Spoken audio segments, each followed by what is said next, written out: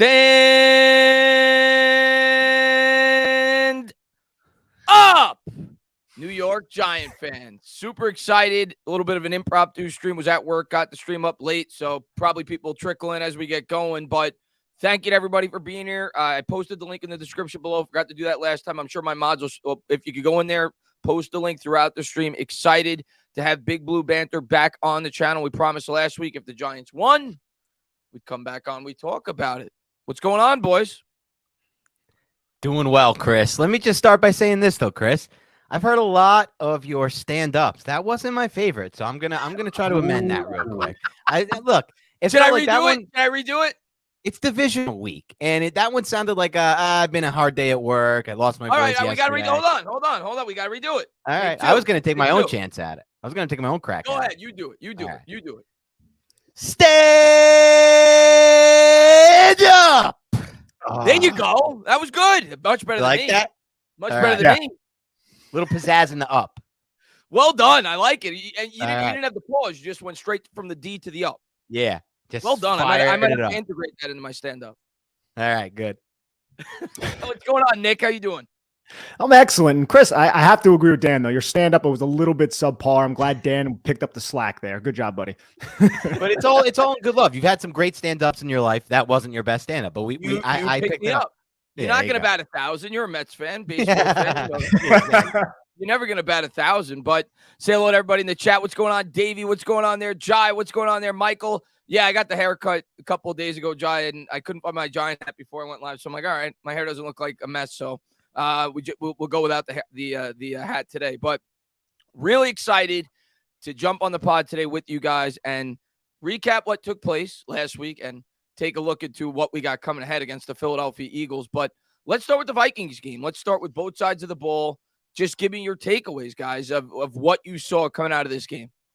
I'll start with the defense, okay? I want to applaud Wink Martindale because I think one misnomer about Wink Martindale is that, look, he has his philosophy and he does not deviate from that. And Dan and I had Ken McCusick. He does a similar type of podcast for the Ravens on our podcast when we hired Wink Martindale.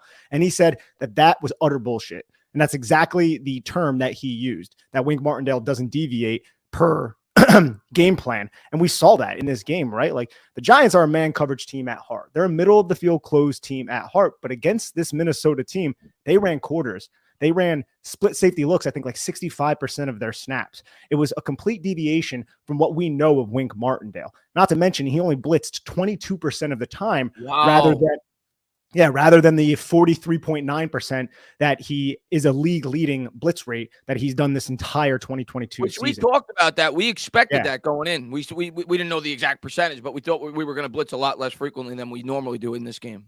Oh, yeah. We saw just so much more soft zone shells, and it really stifled the passing attack, kind of put an umbrella over the Vikings' explosive nature and really contained Justin Jefferson, which I felt like was the biggest path to victory. So I just wanted to give Wink Martindale a round of applause for being pliable. I will say, they came out a little shaky for sure on defense with the zone, but they made adjustments throughout the game. And I at the end of the game, I said to myself, defense wasn't great because the offense kind of carried us.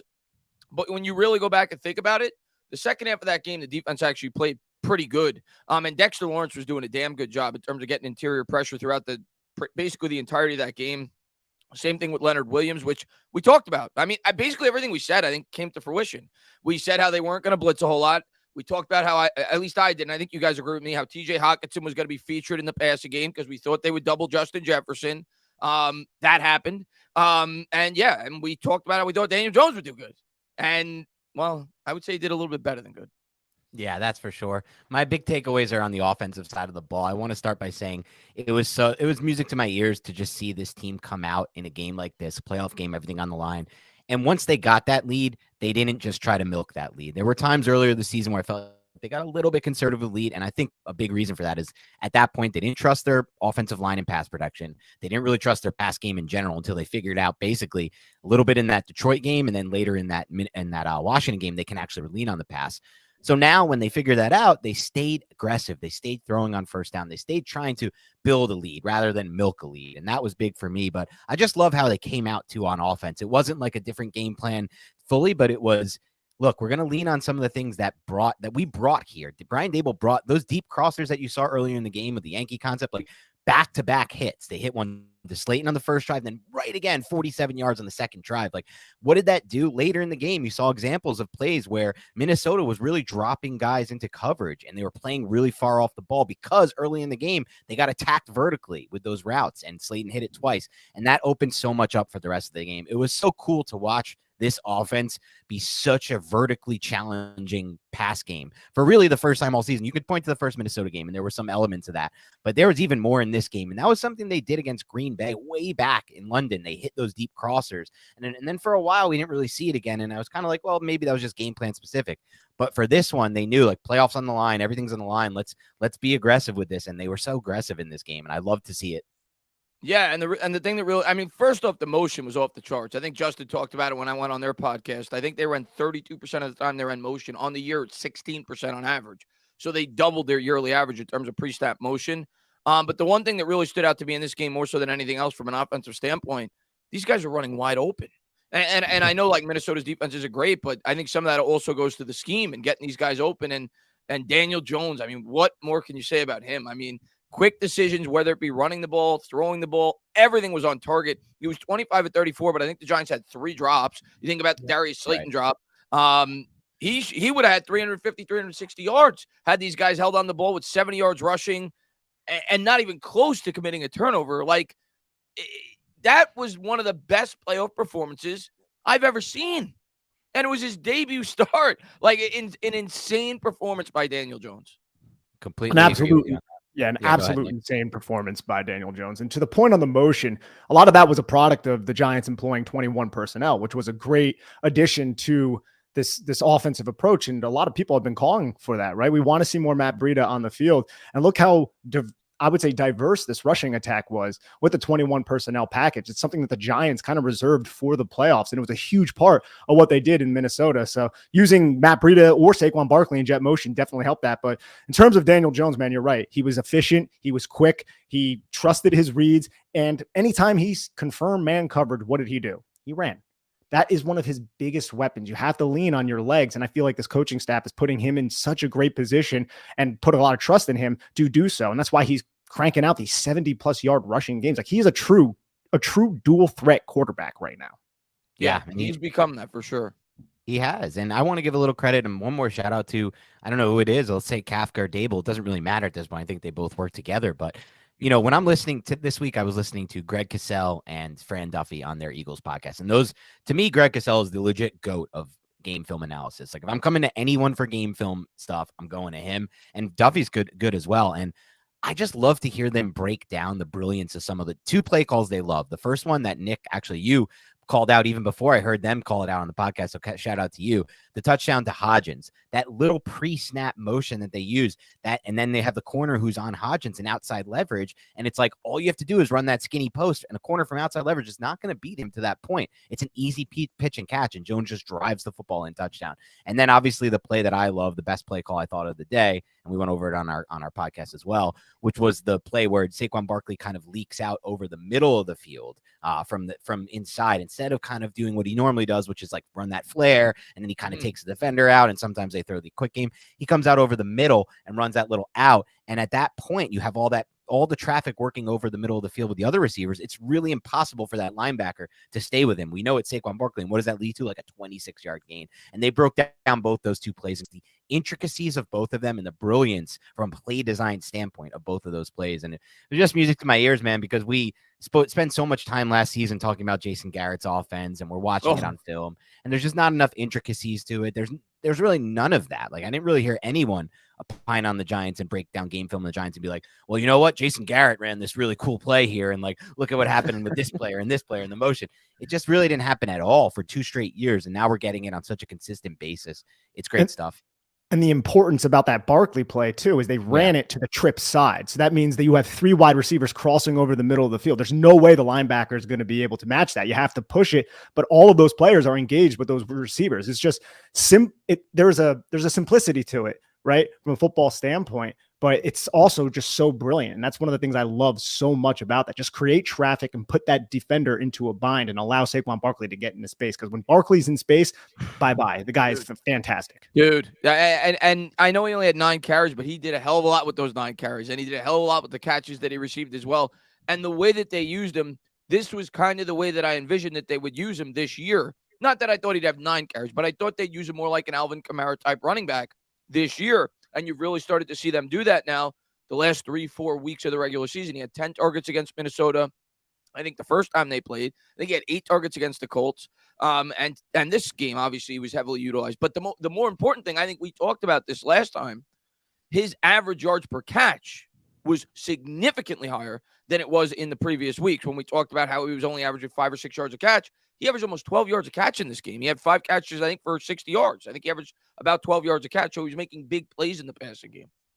He was. And I honestly, man, looking at Ed Donatel, I don't know what he was doing, the defensive coordinator for the Minnesota Vikings. It was like Mike Kafka was toying with him the entire game. And I think that's another reason why we saw so much success from Saquon Barkley is because there were no real adjustments to stop Saquon Barkley getting out of the flat and getting like changing things up. Like they would sometimes put Harrison Smith on him and man coverage, dropping down near the line of scrimmage. But Kafka would just change what he was doing. And that was the one play that Dan was highlighting where instead of flaring out to the flat, he goes through the line of scrimmage. And now he's isolated against Jordan Hicks to the 3 wide receiver side. But I don't know, man. There were so many coverage busts in that game. And I'm just so glad that Daniel Jones is such a quick processor now that he was able to exploit that.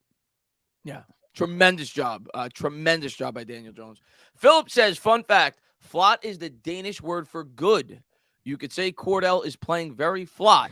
Do you think he could be a franchise cornerback for us? Cordell Flott had the play of the game, in my opinion, and he barely played, but he had that one huge pass breakup. I think that was the only time he was on the field, if I'm not mistaken. I think that was, think about that. He came in cold on that play. Yeah. And he made probably the play of the game. They picked that up. Who knows where that game goes after that? So I still don't think Cordell Flott is a starter. I would expect him probably to get some more reps this week. We'll see, but I don't think he'll start. But I think he will be a starter. I don't know if it'll be next year or the year after that. I think he still needs to bulk up a little bit. But I'm a big fan of Flott. I think Flott's going to eventually become a starter for this football team, whether that be on, in the slot or on the outside. Yeah, I'm just going to stick agree. with. Yeah, you go, buddy. I'm just going to stick with my pre-draft evaluation on him. And I remember when he was picked, I was super thrilled about it. Everyone's like, what the hell? Why? And I was pretty much the only one thrilled about it. And a lot of it was Nick and I did a little bit of a review on not only him, but Stingley. And he played across from Stingley. Sometimes he played in the slot a lot there at LSU. And it was all just traits based for me. And I think that's what it was for Joe Shane too. He looked at a player who is basically a ball of clay that he can mold at a very young age. Because what did he enter this draft at 21 years 20. old? Cordell Flott? 20 when we drafted him. So, yeah, 20 years old, great length. And one thing that you saw in the first, I believe it was, I'm not sure if it was the first Minnesota game was that the one where he had the interception that they ruled an incomplete pass where he drove on that pass? Yeah, the first Minnesota game. That was always the trait that I loved the most in him. When I watched him on film, I thought he did a really good job of click and close. And that's something you saw there. It's also something you saw on that play that you talked about, the play of the game, one of the unheralded plays. Like he got in there, he closed, and he got his hand in there. And maybe he didn't get a PBU. I don't know. Like me and Nick and I were looking at it on the tape, and there wasn't a good angle because we were not a huge fan of the all-22 guy who did the Minnesota game from the end zone angle. It was very hard to see some things on both sides of the ball. And he was a little better actually when he was doing the Minnesota offense. But the point is, I still think he has all those traits that made me so excited about him in the first place. So it's just a development thing. Like you said, Chris, he's going to grow into his body. He's going to become a different player than he is now in the future since he entered the NFL 20. What is he, 21 now? So I'm very excited about him long term. I'm curious if they view him more as like the slot or the outside corner for them on a long-term thing. It's really hard to tell based on what we've seen from him this year because I think a lot of it is circumstantial. They like Darnay Holmes in the slot, and Aaron Robinson has been out, which has been a big kind of change in what they originally planned for those corners. But I do feel very good about him long-term. Yeah, I think he's definitely going to be a contributor. Dane Belton actually made a nice play in this game, too. He had the tackle on that last drive, too. Love that play. Yeah, he did a really good job in terms of forcing him out of bounds. So that was a big play, too. So both rookies contributed massively on that last drive, which is great to see. I mean, that's what you want to see from your young players, continue to progress, play big in a big game. So many other plays too. Like I know like we ended up punting on the next set of downs, but the Matt Breida play got me pumped up. It looked like he was going to be tackled 4 yards behind the line of scrimmage, and he was able to get that yard. Obviously, all the plays by Daniel Jones throughout the game. Barkley, we talk about the pre-snap motion. We were talking about the passing plays. How about Barkley's first touchdown? 29 yards. Okay, they run Breida from the left. I think they motioned both Breida and Bellinger, if I'm not mistaken, to the opposite side of the field, and that caught the safety's attention, the corner's attention, the linebacker's attention on that side of the field, and then Barkley goes the other way. He just scoots in for 29 yards. That was a really good play call. I'm going to tell you what, at the beginning of that game, I'm nervous because Minnesota goes right down the field. Yeah. 7 minutes, kill us on defense. And then the first play, we have a holding penalty. So I'm like, Daniel Jones' first playoff game, 1st and 20, down 7. He's got the skull chant. He's got the horn in his ear. And he responds beautifully, both him and Barkley on that drive. And then after that, I'm like, we're good to go. Like, this offense is good to go. But that was big-time pressure for Daniel Jones in that spot. Yeah, completely agree. And one note I want to say on the Barkley touchdown, the first touchdown that I really liked about that play, I feel like in the past when Nick and I, and maybe this is just based on different systems, different offensive lines, and different circumstances, but in the past, Nick and I have both opined that we haven't been at all times thrilled with his mental processing as a running back. You'll look at some of the other backs like Chubb and Cook, some of like the best processors in the NFL from that standpoint. And you're like, okay, you can see the difference. But that's something he took a big jump on this year. And it's so evident on that first touchdown because, and I think Nick did a good job breaking this down on our podcast. And I saw Pat McAfee show had a good breakdown of it as well. On that play, as he's getting outside, he actually doesn't have the edge at that point. It's not the Vikings don't have numbers, but they have contained to the outside, and he gets vertical. And what he does by getting vertical and like planting his leg and showing a little bit vertical, he forces those defenders to kind of work back inside and maybe he's going to go vertical, and then he presses outside, and he sets up the blocks on that play. That's like perfect running backing from a processing standpoint there. And that's like when you see those, you're like, we already know he has all the physical traits, but when he's starting to do stuff like that, like set up the blocks by getting vertical for a quick second before getting back outside, that's when you're like, this dude can be like by far the best in the NFL, because if he puts those two things together, because we already knew he's also running with more power and better pad level this year, things like that. The pass protection is better. Now everything seems to be trending up this year for me on him. How about Chris, the double spin move too? Yeah, that was sick as well. That was awful. A nice trap tag that was executed by Mark Lewinsky. But Chris, you brought up the 3rd and 1, the Matt Breida individual effort. That was on a jet sweep. Yes, okay, that's the same look, 21 personnel of Saquon Barkley's 28-yard touchdown run. Only this time, yes, it was. Yes, Daniel Bellinger, he motioned like you said, and then what happened? You had Matt Breida go in motion, snap, fake jet sweep, halfback pitch. Then you're going to pull your play side tackle around, just a pin pull concept. Isaiah Hodgins blocking down on an edge rusher, and now you have Andrew Thomas operating as the kick out on Duke Shelley. Good luck, Duke Shelley. You're done. And then John Feliciano coming across as well. And Saquon Barkley, like Dan said, he did an excellent job finding the hole and setting up those blocks. But it's also a scheme thing. Kafka, with that eye candy with Daniel Bellinger and Matt Breida, drew Eric Kendricks and Jordan Hicks out of position. So now you have a numbers advantage outside. So it's also a great individual execution from the Giants blocking and Saquon Barkley, but Kafka's setting it up. And then he's sequencing plays later on in the game off of that. The 3rd and 1, the Statue of Liberty play. There are so many. There were like 4 or 5. The end around of Darius Slayton in the red zone. Those were all off those similar looks in that personnel package. That is excellent coaching right now. Mike Kafka, if he leaves, I'm knocking on wood. I really hope he doesn't. But that guy has great innovative head coach that is going to be discussed along the lines of Sean McVay written all over him. Yeah, he'll be a head coach at some point for sure. I think he's going to get a job. I know a lot of people say he doesn't have the experience. I'm worried about it too. And listen, I think Dable will be fine because I think Dable's a really good OC from the Buffalo Bills. But ideally, you don't want to lose Kafka after a year. You don't want Jones to have another play caller. You bring up that Statue of Liberty play. That was beautiful. And the way that they used Barkley in this game, even though we only got 3 yards on that, same thing there. It was they motioned Barkley out wide for the swing pass to draw the attention to the defense, and then they run the Statue of Liberty. Like everything was just so well designed by Kafka. And on that play, the confidence from Daniel Jones, he's just like he made it look like it was just like a normal handoff. Like something they haven't shown once in the game at all yet, right? Like it's not like he has had many reps doing that live. And he made it smooth. Like Dable said he ran it when he was with, I think, Cleveland and Miami. I think he brought up on one of the press conferences.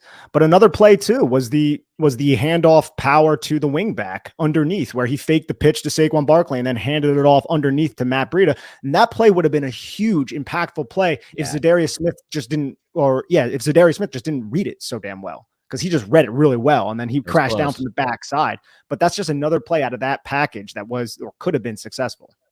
And one final thing on the first touchdown, too, I thought was interesting. The block that Hodgins made, right? Like, we talk about all the good things he's done from a route running standpoint, hands, catch radius, toughness. Like, he's done a lot of good things as a receiver, but he's done a lot of good things as a blocker, too. And that block that he made was against a defensive end on that play. Like, it is not an easy block to execute. And I heard him today, I believe it was on Good Morning Football. He was like, yeah, my dad played fullback in the NFL. And he was like, one of the first things he taught me and hammered home throughout my life was like, if you can prove to these coaches that you're going to be a good blocker as wide receiver, you'll get a job. Like, this will keep you in the NFL kind of thing. And he's like, he said, blocking has been a focus of mine. And you could see it. And that was also something Greg Cassell said on that podcast I referenced earlier. He's like, that Hodgins kid, they were talking about Hodgins, that Hodgins is a good blocker too. It's like, when you add that element, a good blocker, in addition to what you're offering as a receiver, that's when you start to be like, all right, this isn't just like a cool, fun find. Good job. You found some guy who's like a Jalen Smith for us or something like that. This is the next level of that. This isn't Landon, no offense to Landon Collins. This isn't Landon Collins or Jalen Smith being added midseason or Gerard Davis. Isaiah Hodgins is on a completely different plane as far as what kind of addition we got. Doesn't matter that it didn't cost anything. You have to throw all that out, right? Like, it's not like, oh, he wasn't a first round pick. He was Cruz didn't cost anything. He was on another level. Right. Like, exactly. There you go. That's exactly right. So yeah. Just want to throw. But no, I agree with you. I think at Hodgins at this point, it's very safe to say he's at least a wide receiver 3. Like, once we buff up this wide receiving core at worst. So he's definitely been. You can make it. He's probably been the X factor to this season with how depleted the wide receiving core is. If not for him, I mean, where the hell are we? I mean, he's been tremendous this year for the New York Giants. Had another 100-yard game in this game. So and another touchdown, which he continues to do basically every game the guy plays. So he's been incredible for the Giants, and him and Jones are really starting to build some chemistry. Deleted says, just saw a stat that the Eagles have 9 turnovers in their last 4 games. Yeah, I think Hurts, I know they had 4 against Washington, which was probably the 4th game ago. I could be wrong on that, but I know they had 4 turnovers against Washington when they lost. If we get just 2 turnovers and take their momentum, the game is ours for the taking. Well, that's our chance in this game. I don't think we're going to be able to go blow for blow with this team. We're going to have to create extra opportunities, extra possessions. And that's going to be, yes, by creating some turnovers. Easier said than done. Jalen Hurts did a great job this year in terms of taking care of the football overall. But like Deleted said, the Eagles have shown, but again, Hurts wasn't playing for 2 of those games. Some of those are Gardner Minshew. Yeah. Gardner Minshew, right? Yeah. So we'll see. But if they're going to win, I think we're going to have to at least win the turnover battle by 1, hopefully by more, but at least by 1.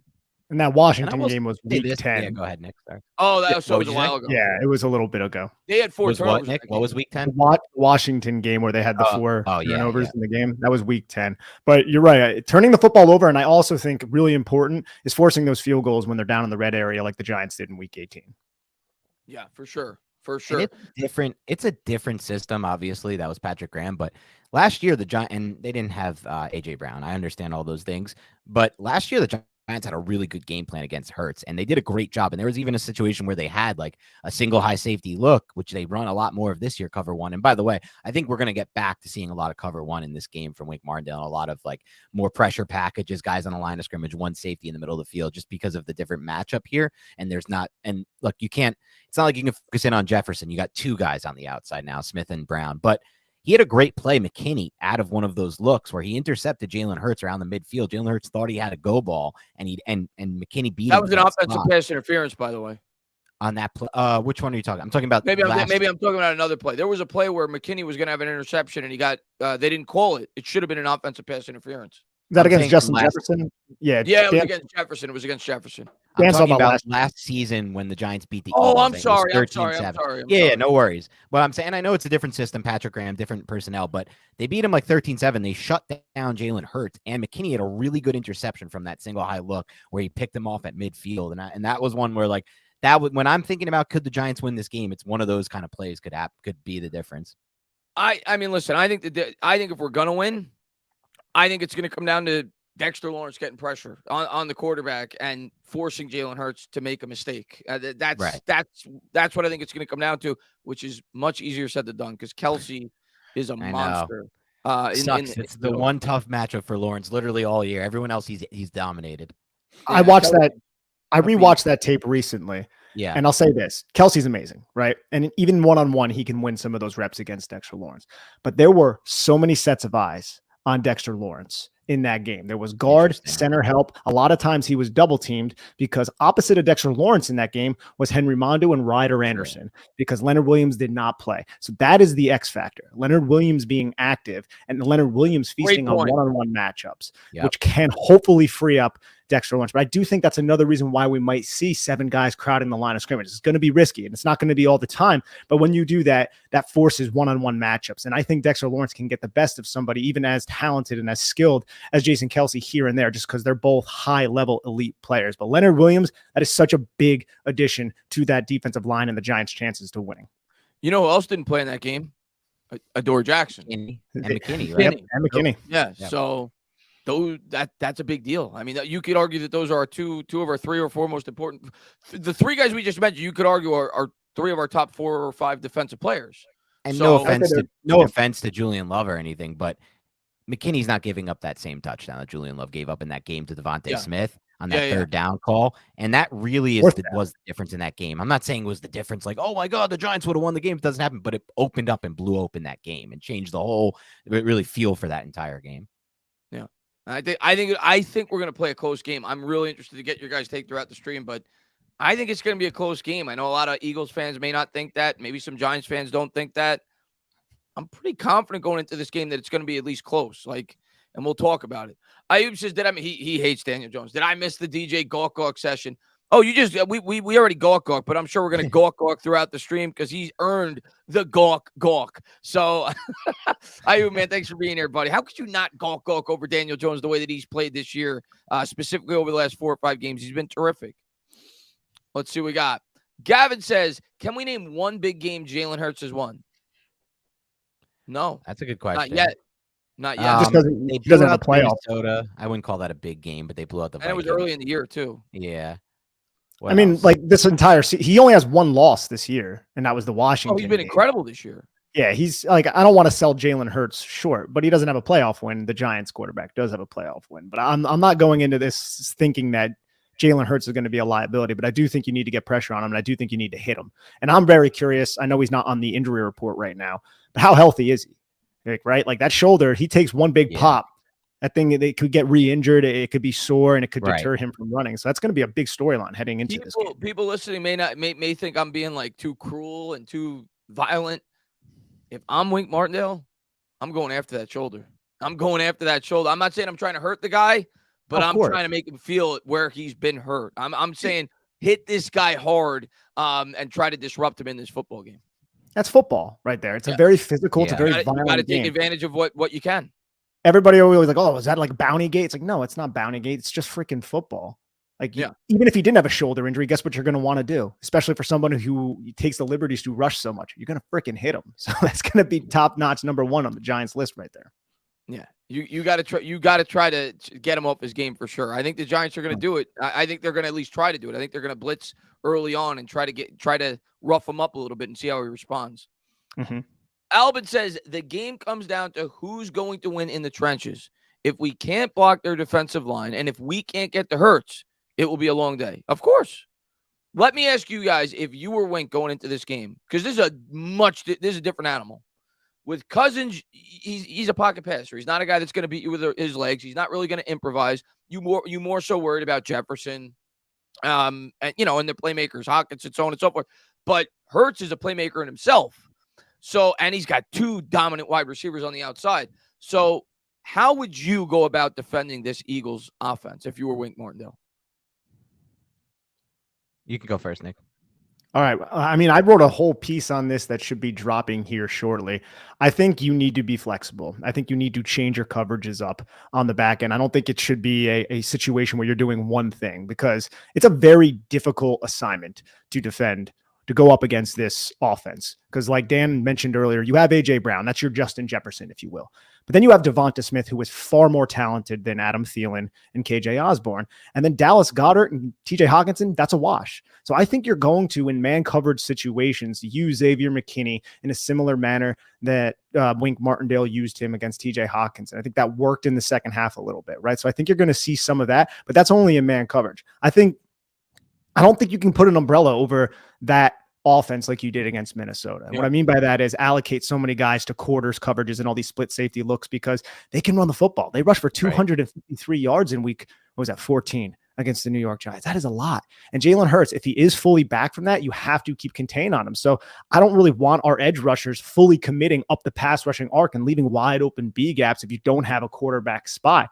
So it's going to be difficult. My main thing is just be flexible and change things up. But I'm okay with you loading up the line of scrimmage sometimes. I'm okay with you playing quarters as well sometimes. I think Adoree Jackson should be on A.J. Brown when you're in man coverage. I think that should be the assignment. And maybe you can have that buzz defender in cover one who also helped out Adoree Jackson with Justin Jefferson, help out whoever is on Devonta Smith. I think you're going to have a lot that you need to ask from Fabian Moreau. I'm a little bit nervous about that against Devonta Smith, but I also think Nick McLeod and Cordell Flott are players that you can rely on if Fabian Moreau is struggling. So I wouldn't even be hesitant to not use those guys if Fabian Moreau is struggling. I just think you need to adjust every single play, which is something that we know this coaching staff does. Like they talked about halftime adjustments. Like we don't make halftime adjustments. We make adjustments per play. And that's, Dan, we go through the film on both sides of the football every week. That couldn't be the most true thing that you've ever heard, right?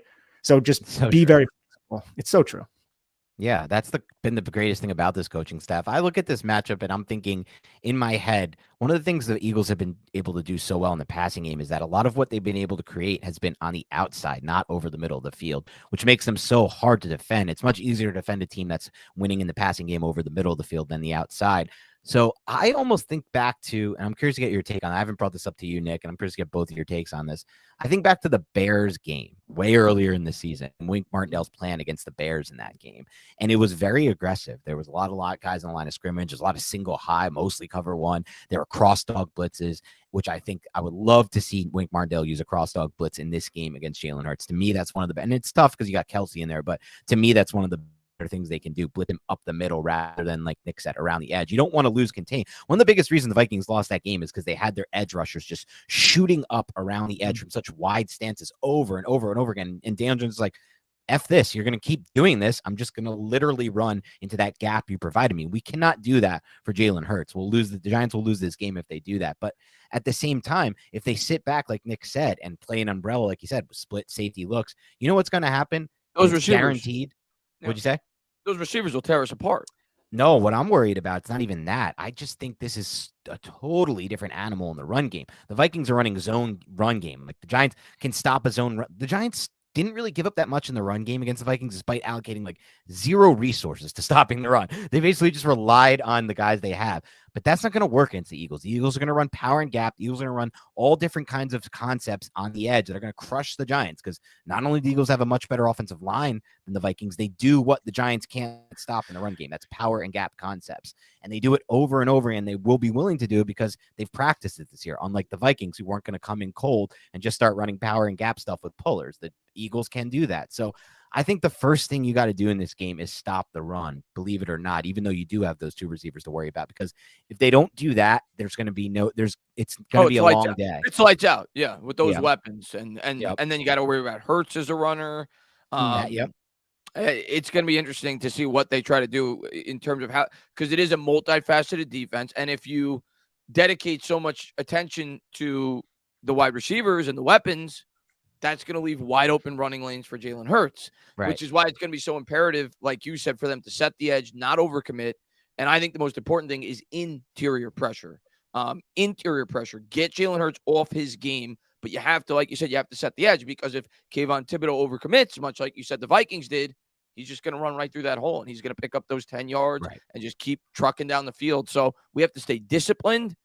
And I think the key, much like I said last week, is Leonard Williams and Dexter Lawrence. Those two guys have to find a way to win the battle against that interior front of the Philadelphia Eagles. That's our best chance to be able to hold them in check in this football game. Definitely. And I think we're going to Like, we know the Giants want to use quarter personnel, right? And they're going to use quarter, which means 7 or more defensive backs. But it's not going to be the same type of, I think, defensive packages that we saw against Minnesota, for example. The Minnesota Vikings will come out in 12 personnel. That means there's 2 tight ends. It's typically a beefier type of running oriented package on offense. The Giants would not respond with base. They would come out in their nickel sub package still, because Wink Martindale wants to use his nickel. He wants more speed on the field. I think the Eagles, man, they're going to come out in 12, and the Giants might, I think, depending on the down and distance, still match with their base personnel. So I think in order for the Giants to really get their quarter personnel package and their dime and their dollar personnel packages out there, they need to really stop the Eagles on first down, not give up too many big plays on first down. Because if you can get the Eagles behind script, then you can get your desired personnel on the football field. Because the only time the Giants ever went to base against the Minnesota Vikings was when they came out with a fullback, 21 personnel. Eagles don't operate with a fullback. So the Giants aren't going to really necessarily need that. But still, if you look back at week 14, they used a lot of base personnel against 12 personnel looks, which is not something that they respected with the Vikings, because they didn't really think the Vikings could run the football efficiently on them.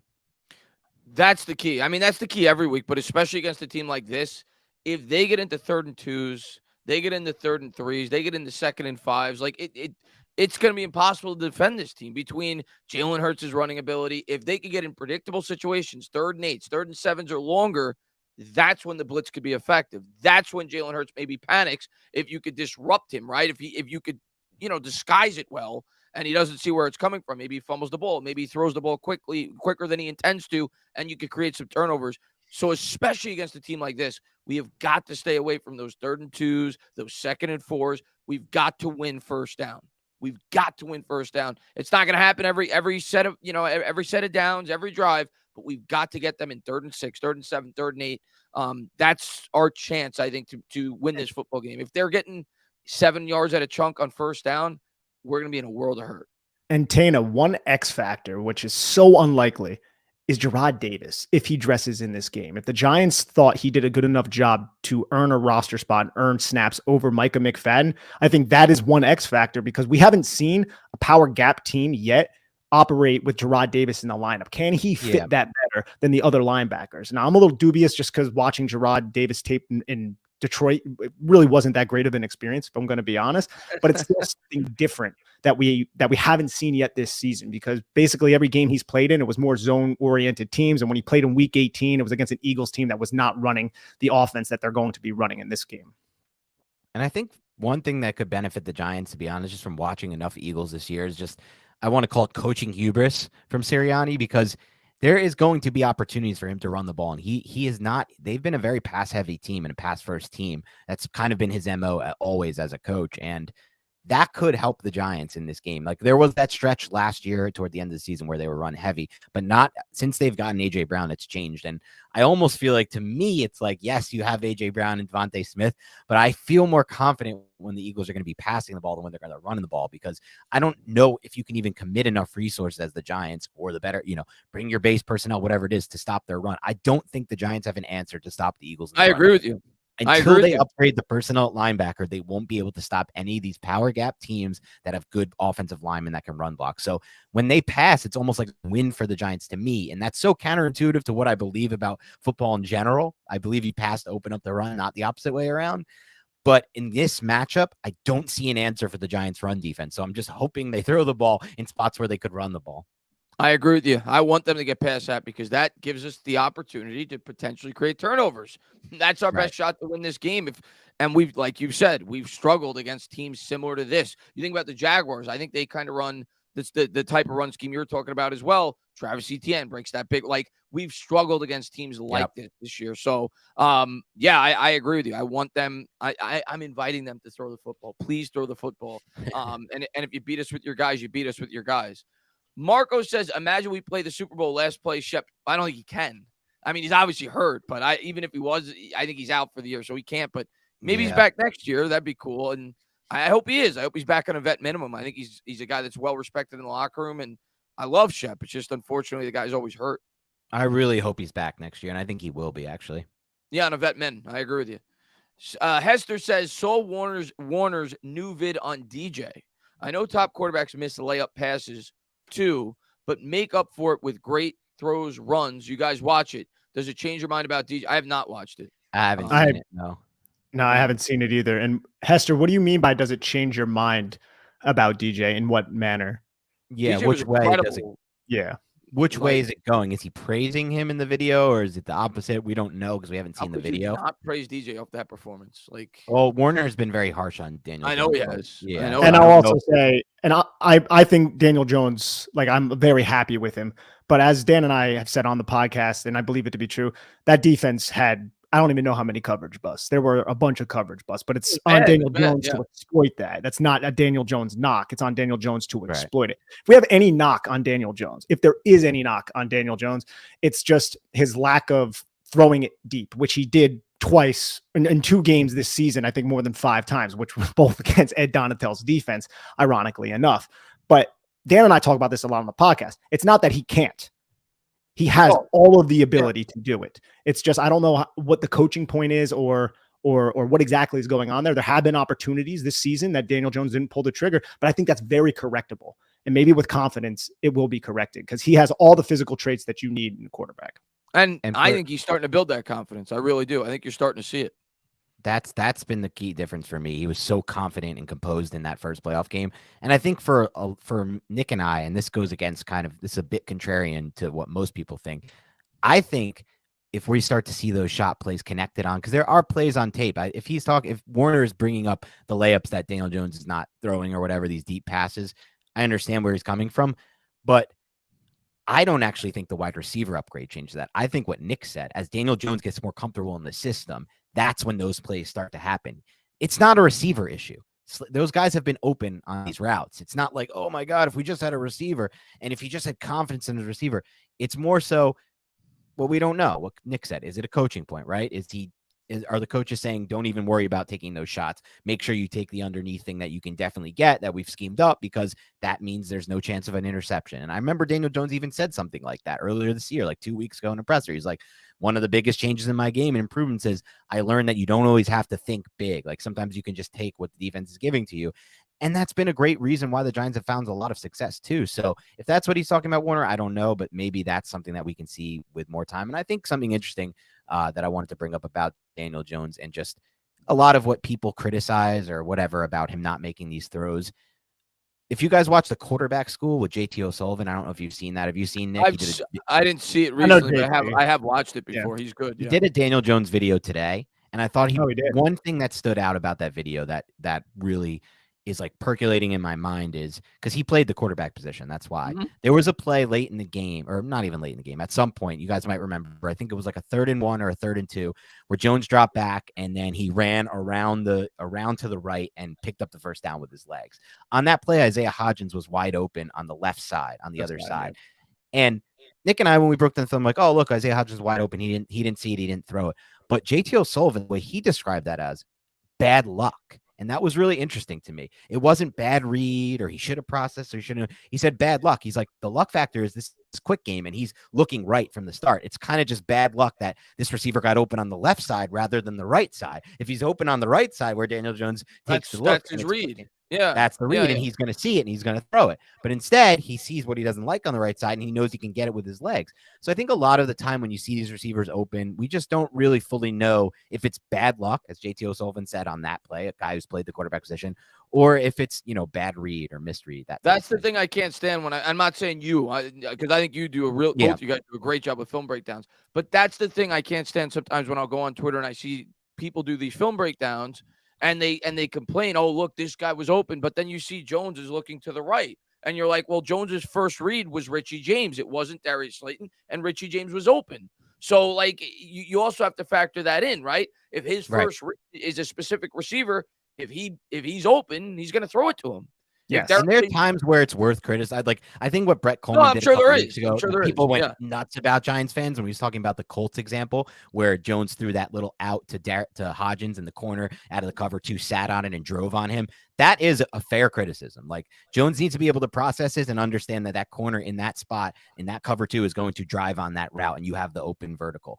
And that's fair. But when it's something like I just brought up where he looks to the right and someone gets open on the left, that's not fair, because it's like O'Sullivan said, it's bad luck. And this is something I'm learning too as I go through, as I watch these videos of quarterbacks who've played the position and actually know a lot more about it than I do, explain concepts like that and things like that. So there are times where it's fair to criticize. There's times where it's not, I think. Yeah. And Chris says, what does a Philadelphia Eagles fan and a school on Sundays have in common? Both have 0 class.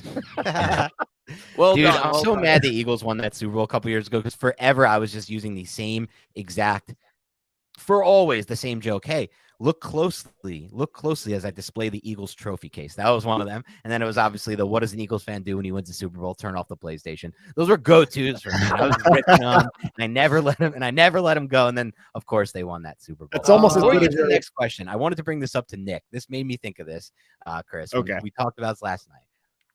Entertainer put out his favorite yes. season. Yeah, you know where I'm going with this. He put out a a tweet last night or yesterday. I don't know. I saw it last night. It might have been earlier in the day. Yesterday. Yeah. Okay. His favorite seasons as a Giants fan, Nick. He listed 4 of his favorite seasons. Okay. And the one you're going to mention is my 5th. I didn't list 5, but it is my 5th. It was his 5th, but for me, it's my 3rd. Okay. And I want to break it down and see where it is for Nick. On that list, not in his top 4, was the 2008 season. What are your thoughts on that, Nick? Where 2008 regular rank for season, you? not the 2008 postseason. No, the whole. I'm just saying the whole. Yeah, right. Not the Super Bowl year. Yeah, not year the out. Super Bowl season. So first, let me make my case for it. My case is, and I'll keep this brief. At no point in my lifetime as a Giants fan have I ever been able to say and think, "Oh my God, we're the best team in the NFL. No one's going to beat us. We're 100%. unbelievable." Except for that 2008 season when they beat Pittsburgh in Pittsburgh after beating Baltimore, the 2 of the best teams in the league that year. I was like, holy crap. And Giants the way are they best beat Baltimore. and the way they beat Baltimore and the way they beat Pittsburgh. Both games. They punched them in the mouth. I was like, and to your friends, to everyone, I was like, holy shit, the Giants are the best team in the league. At no point in my lifetime were they. So that, to me, that's worth a lot. To me, that's worth more than. Think about this, by the way. If you go back to 2007, we started 0-2. We finished that year 10-6, and then we won 4 straight games in the playoffs. So as Giants fans, we saw 14 out of 18 that year, and then we went 11-1. We were 25-5 over a 30-game stretch with a Super Bowl win, and then a bullet in the foot. I never thought of it like that, by the way, with that range, like taking 25 out of 30 games we saw, they won. Think about that dominance. We're not used to that as Giants fans. But the reason I didn't list it was because of the way it ended, because of the bullet to the foot. But the 2008 season was the greatest Giants team I've ever seen. They were top 5 on both sides of the ball. They had the best offensive line in football. I think the offensive line that year was the MVP of the football team. That's how good they were. How they were really dominating the line of scrimmage. But in terms of what I enjoyed, 07, that's number 1 for me. Knocking off the undefeated Patriots. For my first Super Bowl, you always love your first. And just the method in which they did it.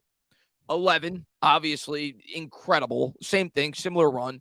That was kind of Eli. The first one was Strahan's Super Bowl. The second one was Eli's Super Bowl. That was the Super Bowl that cemented Eli as a Hall of Famer. My third was 2000.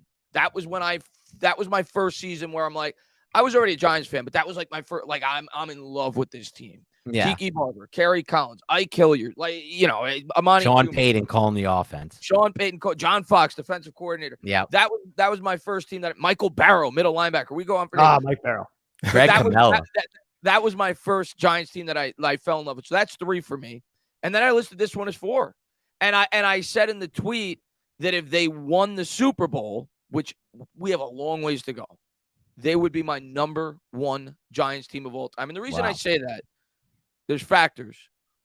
The crap we've gone through for 10 years. This is the darkest it's ever been since I've been a New York Giants fan, right?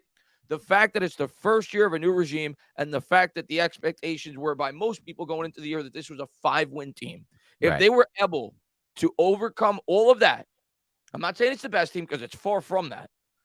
It would be my favorite Giants team since I've been watching the team since 1997. If they were able to win the Super Bowl this year with all of that factored in. That's fair. I think that's a fair take. And I didn't experience the 2008 season. I was in boot camp and SOI. So I can't really opine on what exactly. I was hearing about it from afar, but typically about a month after everything was going down. Were you there for 07, all of 07 or no? I was there for all of 07. That was my senior year of high school. And it was, I don't know if I don't think there will be a season that will top 07 for me. At that point in my life, how it all kind of happened. Yeah. That to me it's tough to top. It's tough to top. this season would rival it because of all of the things that I think Chris said. But to me, man, like 07 was such a, like, I knew I was leaving, a couple months Right. after that Super Bowl. So like winning it was just incredible. Like Sure. I don't even know if I'll ever reach that peak of elation again, like other than maybe like having kids and stuff Let me like run that. down, let me run down this hypothetical scenario for you. You better include getting married in there, Nick, for your own sake. I said that. I said the wedding. Yeah, I said the wedding. I didn't hear that. I said just Let's say this playoff run. We know we're playing the Eagles this week. So let's say we beat the Eagles. Let's say the Cowboys beat the 49ers and we beat the Cowboys in the NFC Championship game. And then let's say we beat the Buffalo Bills in the Super Bowl, Joe Shane and Brian Dable's former team. If that were to happen, does that top the 07? It might. But again, like Not I'm for me. I'm in my early 30s. I'm in doesn't. my early 30s though right now. Like I was 16, 17. I was a 17-year-old kid in 07. So like they're different. Like I cover the team professionally now. So it's just kind of a different, like I was a true fan back then. So Fair. It's not really quantifiable, but dude, beating the Eagles and the Cowboy, like, oh my God, I would love that. That would be, if they just win this weekend, it'll move to number 3 for me immediately ahead of 2008. I agree with you. All they have to do is win this weekend. If they lose this weekend, it stays below 08 for me. And I want to give you a crazy similarity. Think about this. Let's go back to 07. 2007, New York Giants are playing the Dallas Cowboys in the divisional round. Dallas Cowboys were the number 1 seed. Mm-hmm. Dallas Cowboys swept the New York Giants in the regular season. Dallas Cowboys were a 7.5-point favorite. Philadelphia Eagles, number 1 seed, swept the New York Giants in the regular season, 7.5-point favorite. Both on the road.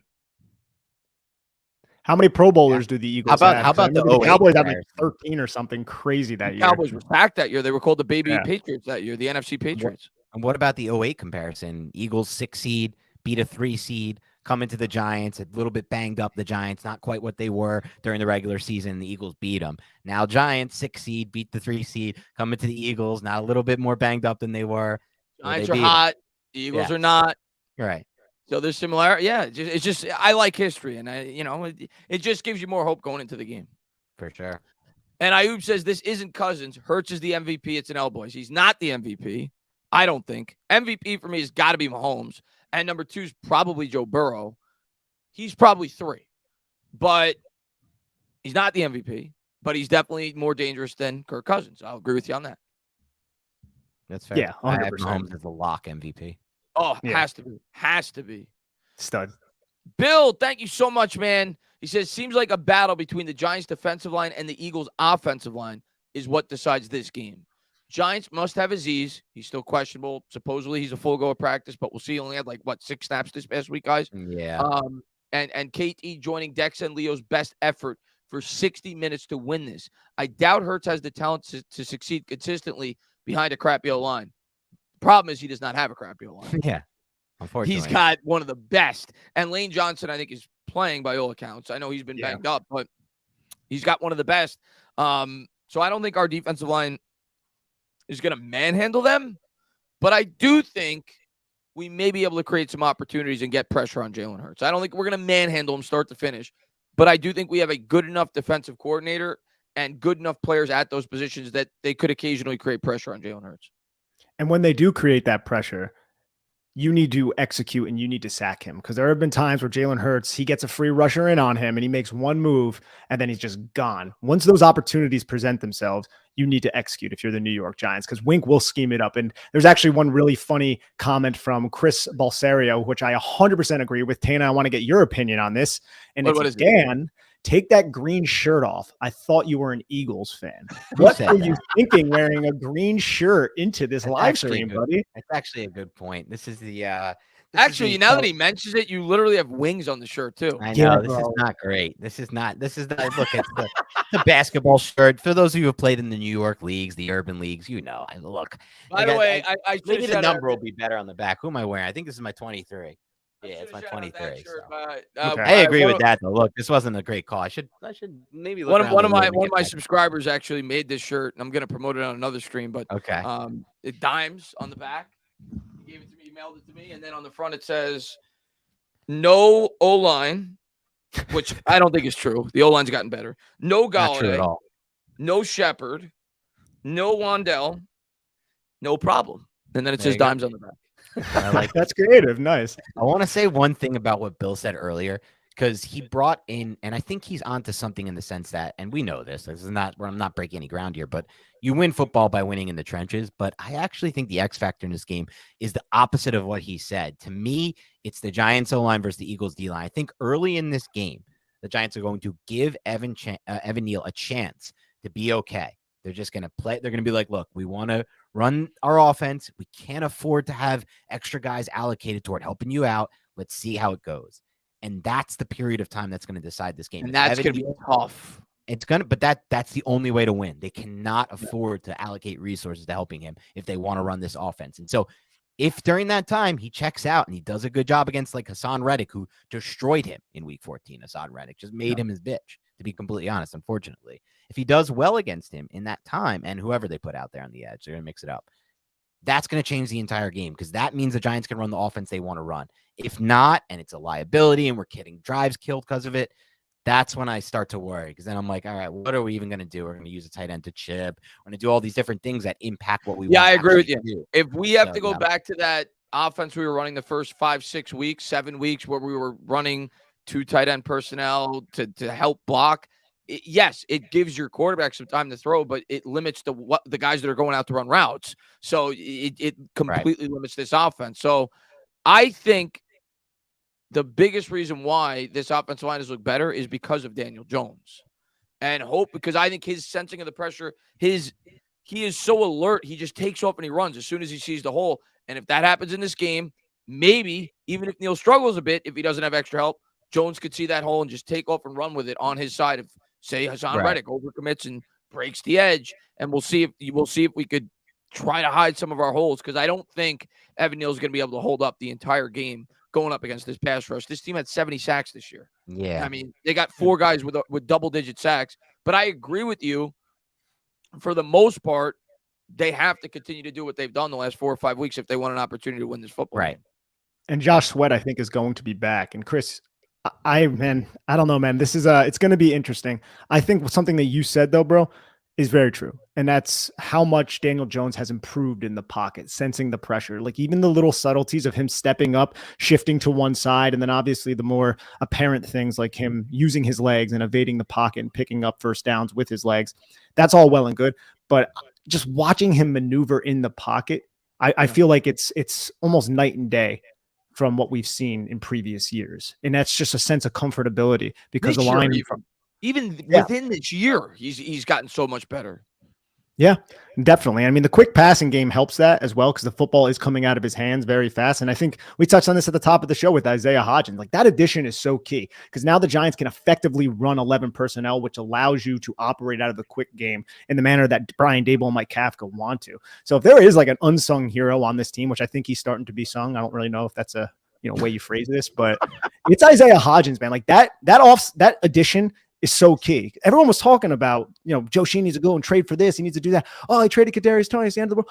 You go and you just pluck somebody that you're a little bit familiar with from the Buffalo Bills, and he's having this kind of impact. He just had 8 catches, 9 targets for over 100 yards and a touchdown. Right. Like this guy, and he's a real receiver. I know we already touched on this. It's just, I really think that is one of the best additions in the entire NFL in terms of cost. Like he costs nothing. And I saw Dan, because I watch you guys. I don't always comment on every one of your tweets, but I saw Dan come around on Hodgins because I saw you. It was when Hodgins first came up. You got into a little bit of a debate. I forgot who it was with, where you were like, I think Slayton's the number 1 guy. And then about 2 or 3 weeks later, you were like, Hodges is the number 1 guy. So that's very fair. It was when he had only played with the Giants for a week or 2, but I think he's far and away the number 1 wide receiver now at this point in this offense. Yeah, without a doubt.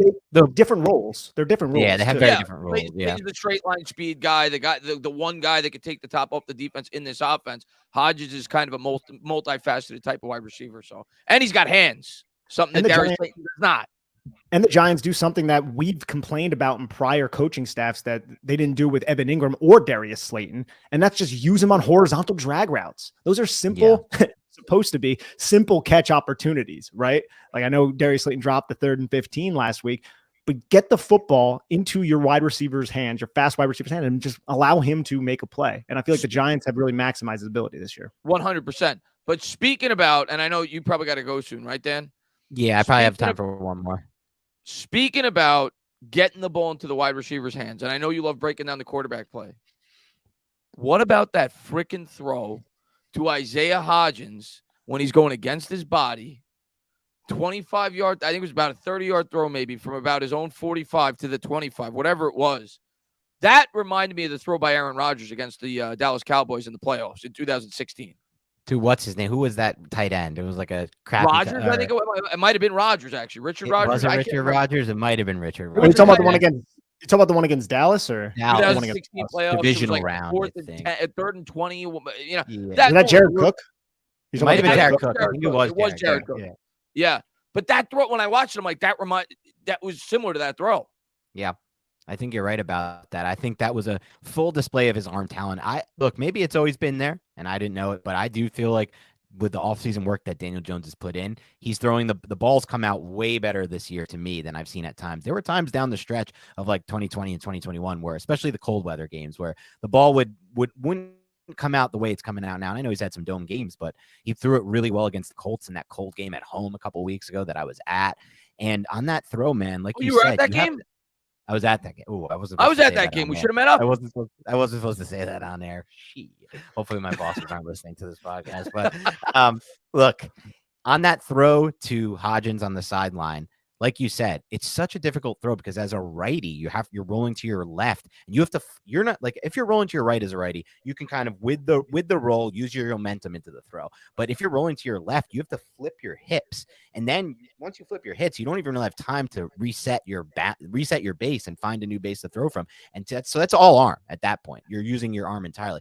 And that ball, as you watch that ball from the end zone angle come out, it's straight on a line with velocity to the point. Like it's a perfect spiral to that point. So, I mean, and that wasn't the only like high on. And that ball got there quick. Yeah, exactly. It's getting out there on a line with velocity. But I even thought the throw right after it was almost in some ways even more impressive. Something because Nick said about that throw that I didn't even really realize the first time I watched it. The throw to Slayton in the end zone that Slayton didn't come down with, that back shoulder one.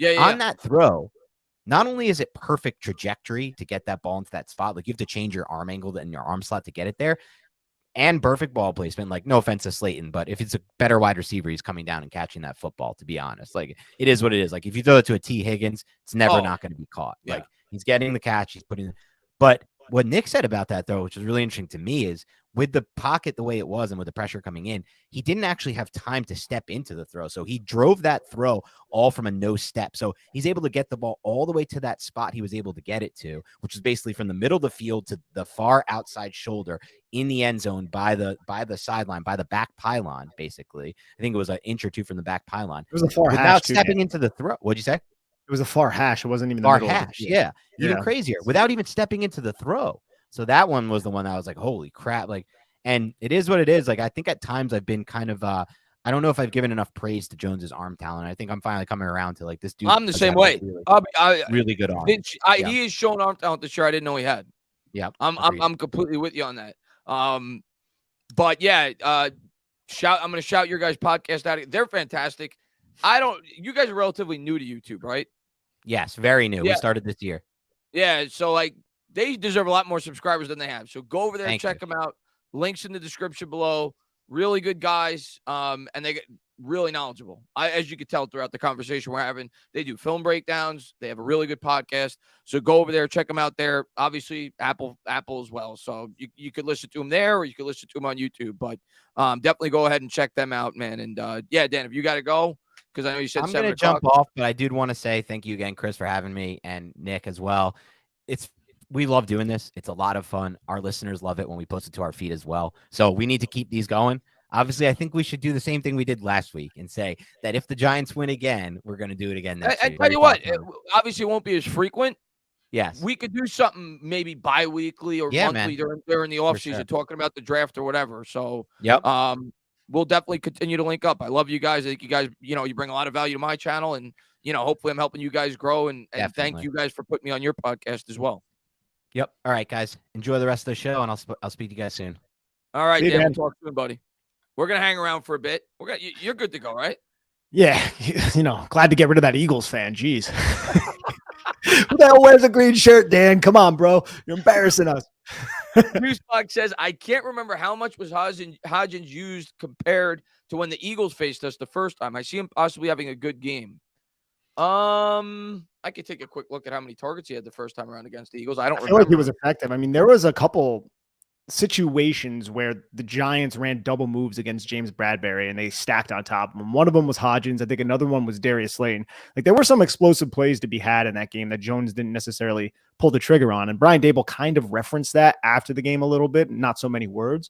But if those situations arise now, the confidence and the way this offense is cooking and dialing up some deep shots that we saw early against the Minnesota Vikings, I think Daniel Jones pulls the trigger on it. And if that can happen, you can kind of shock Philadelphia. Like if you take the air out of that building early, Chris, who knows what can happen? And I'm going to tell you what, and we didn't talk about this yet. By the way, he had 6 targets in that game. He had 4 catches, 38 yards, I think I just saw. So for whoever asked that.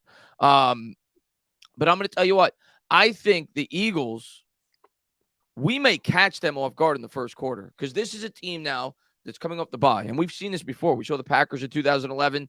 They didn't look like themselves when we played them in the first quarter. It kind of took them a quarter. And that happens a lot of the times when teams have a bye. The other things that I think could play to the Giants' favor, third time we're playing this team.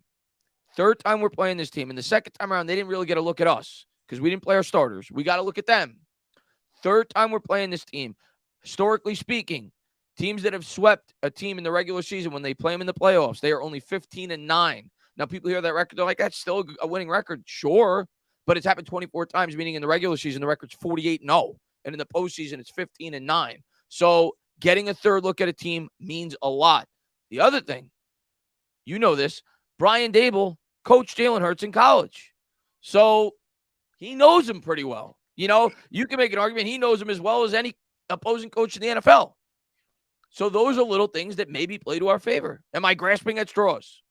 I don't think you're grasping at straws, but Jalen Hurts has developed significantly since his time in Alabama. But you're right. They have a really personal connection, Brian Dable and Jalen Hurts. But I think it's going to come down to that shoulder, too, and how comfortable he is. If we see on the first drive Jalen Hurts lower his shoulder into Jalen Smith, it's going to be like, oh, crap, man. He's fully back. You know, I want the kid to be healthy. Don't get me wrong. But at the same time, like, 100% Jalen Hurts, you know, that's a scary feat. You know, I'd rather have 75% Jalen Hurts. He can be 100% after the game. 20%. Let's go with that. I think Hurts. I'm going to go into the game thinking Hurts is going to be Hurts. I think he's going to be himself. I'm hoping he's not, but that's what I'm going to assume going into the game. And that's what Wink Martindale assumes, as he said too in the press conference. I think yesterday, he's like, "Hey, that's possible MVP candidate right there. You can't take him lightly. It'd be foolish to do that." You got to prepare. You got to prepare for the worst, right, and hope for the best. Angel says, "What's up, Chris? In the hospital right now with pneumonia. We'll get better. Thank you for popping in, man. Waiting room is packed. Thanks for streaming to buy time. Let's go, Big Blue F Philly. What up, Banter? Yo, what's up, man? Hey, I hope you feel better. Pneumonia. That sounds like a trip. Hopefully, the Giants give you some good medicine on Saturday night and they defeat those Philadelphia Eagles that you say F Philly. I like how you don't cuss. I don't like the Saturday. I wanted to play on Sunday. I don't like, but it is not playing at night. I guess is kind of cool, but I don't like the Saturday game. I'd rather I wish it was on Sunday. As do I. I mean, it kind of sucks for us. The Eagles had an entire break, and the Giants are playing with 6 days to rest. So it's a little bit of a condensed week. It's one disadvantage, I guess you can look into. Yeah, so advantage Eagles, but maybe, like I said, maybe they come out rusty because they had 2 weeks off. Definitely could. Ayub says we're not hot. We're 3-3-1 our last 7 games. All right. Is Ayub is he a Giant fan? He pretends he's. I'm going to tell you what Ayub is. Ayub is one of these fans that wants Daniel Jones gone at all costs. So he's a Giants fan, I suppose, that just hates Daniel Jones. So he wants the team to lose so we get a draft pick and we can take a quarterback. That's what he wanted all year. And it didn't happen. So sorry, Ayub. It doesn't matter what happens in this game. Daniel Jones coming back. Sorry to bust your bubble. But as far as the three, that's some Kimberly. Oh, go ahead. I didn't mean to cut you off. No, I was just going to say that's some Kimberly Martin stuff right there, Ayub. Yeah. But let's break down the 3-3-1. The last game we played all of our backups, okay, against the Eagles. So throw that away. So it's really 3-2-1. Okay. The Vikings game, we should have won on the road against a very good team, and we played very good in that game. So the team has been playing well. Okay. We put up 38 points against the Colts. think about this. This New York Giants team is averaging 28 points over the last 3 games. They're averaging over 26 points, I think, over the last 5 games. And they've had back-to-back 30-point games with Daniel Jones starting at quarterback because he didn't play, obviously, the last game of the regular season against the Eagles. We haven't had an offensive performance where we put up 30 points since Pat Shurmur. We had a 30-point game with Judge, but we had a pick 6. So our last 2 games, which Jones has played, the offense has done something they haven't done since 2019 in back-to-back games. So we absolutely are playing our best football right now. I don't even think it's a debate. Do you? No, I don't. I think the Giants are easily playing their best football right now, just from an offensive standpoint, man. They have an arsenal that they're using, right? It's not just we're going to hand the football off to Saquon Barkley like it was against Houston or like it was early in the season where it was hand the ball off to Saquon Barkley, play action bootleg with Daniel Jones. Now they actually have a quick and efficient passing attack, and they can still run the football, which they're doing pretty damn well. So I'm really pleased with the way the offense is playing. And with these additions of Leonard Williams, Xavier McKinney, and Adoree Jackson back on defense, that could really help one of the weaker points of our team, which has been the defense all season. Hopefully it really helps the run defense, because that's, like Dan said at the top of the show, that's what I'm really worried about is the run defense, which is crazy because their passing attack is insane. But I agree. I'm more worried about them being able to jam the ball down our throat and dying by, 1,000 paper cuts. That's what I worry about, them just slowly, methodically driving down the field. Hurts killing us with his legs because of how bad we've been against the run this year. So I'm in complete agreement. I worry that I want Hurts to throw. Because I do think if you could force him to throw, he's going to make a mistake or two if you put him, if we could contain him from within the pocket. So we'll see. I think where I really worry about Hurts is when he's able to break containment, and then he has the option to either beat you with his legs or he gives his wide receivers more time to get open. And when you have those talented wide receivers like Devontae Smith and A.J. Brown, more often than not, you give them a couple of extra seconds. If Hurts is able to break containment, they're going to create a big play. So if we could keep him contained in the pocket, I do think we could have a decent day defensively, but that's much easier said than done. Of course. Rich Rodriguez says, 07, they won on my 19th birthday. I was happy for years. I'm still happy about 07. So am I. I still haven't gotten over 07. I never will. It was literally one of the best experiences of my life. That might sound pathetic, but it meant so much. I don't think that's pathetic at all. Like, that was This is the right channel for that kind of rhetoric. You're right. This is the right channel. And Fix Deal Line says, you guys should call a game together next year. 100. I mean, I don't know if, I definitely have you on the channel to do a live game if you wanted to, if you guys are free. I know you guys probably, maybe you guys want to watch it so you can do your content, but if you guys are free, you want to come on live, you're always more than welcome. I'm open to that. That would be a lot of fun.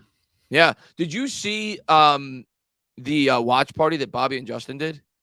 Yeah, that was awesome, man. How cool did they have is the whole bar rented out? Yeah, it's so cool, man. I'm so happy for they're doing it again this week, but obviously I do it on my channel. But I said next year we got to do something like that, because I'm like, I got to do that. That was awesome. They had like 300 people there. It just was so cheering on the Giants, man. It was motivating. Yeah, it was awesome. And behind the Fiend says, I think an advantage for the Giants is no secondary. Really respect how dangerous Hodgins is. He kind of reminds me of J.J. Stokes from back in the day. J.J. Stokes. I wanted the Giants to draft J.J. Stokes. Do you remember J.J. Stokes? I do. Yeah, that's a name from. He went to UCLA, if I recall. And I'm trying to remember what draft he was in. He was in the draft where we took Tyrone Wheatley. Oh, so this is like a little bit before my time. Like, I remember like that name, but I was not paying attention to the draft when I was like 7 years old. Yeah, I think Stokes went the pick before us. I think we picked 12th, and the Niners picked 11th, if I recall, because I wanted Stokes. That's why I remember where we were picking, but he ended up going the pick before we went, and we ended up taking Tyrone Wheatley. I was 5 that year. That was 95. That was a long time ago. Yeah, so there you go. But yeah, so Stokes ended up being a decent receiver for the Niners. But yeah, it's actually a decent comparison. Stokes was similar. Stokes was pretty tall, if I recall. I think he was like 6'3". I don't remember, but I remember I liked him a lot coming out of college. But I was young then. I was what, 10 maybe to 12. SB says this team has improved a ton, even the coaching. Oh yeah, I would start with the coaching. I wouldn't the word even. No, I would say the coaching has improved a ton, even the team. Like, the coaching to me is the driving force, because it's basically the same team that we've had. I mean, obviously, players like Hodgins, Kayvon, the rookies have contributed. I don't want to downplay that, but probably out of the 15 most important players on this team, 12 or 13 came from the prior regime. To me, it's been the coaching that has been getting the most out of these players. The coaching 100% is the difference making part of the 2022 New York Giants, but also the front office and Joe Shane. Because look how many guys who weren't in training camp are having such a huge impact, Chris, on this team. Like the Fabian Moreaus, the Isaiah Hodgins of the world, and players like that who stepped in. And when the Giants signed him, we're like, oh yeah, that's nice, that's cool, we'll see. And here they are playing 50 plus snaps in this game and being well. Like our two starting middle linebackers right now are two guys who other teams just cast away, and Gerard Davis and Jalen Smith. Both of these guys are playing in the starting in the divisional round more than likely. Like that is kind of crazy. That doesn't happen all that often, but that just kind of speaks to the front office and the pro personnel department of the New York Giants right now, which is an excellent place to be in, bro.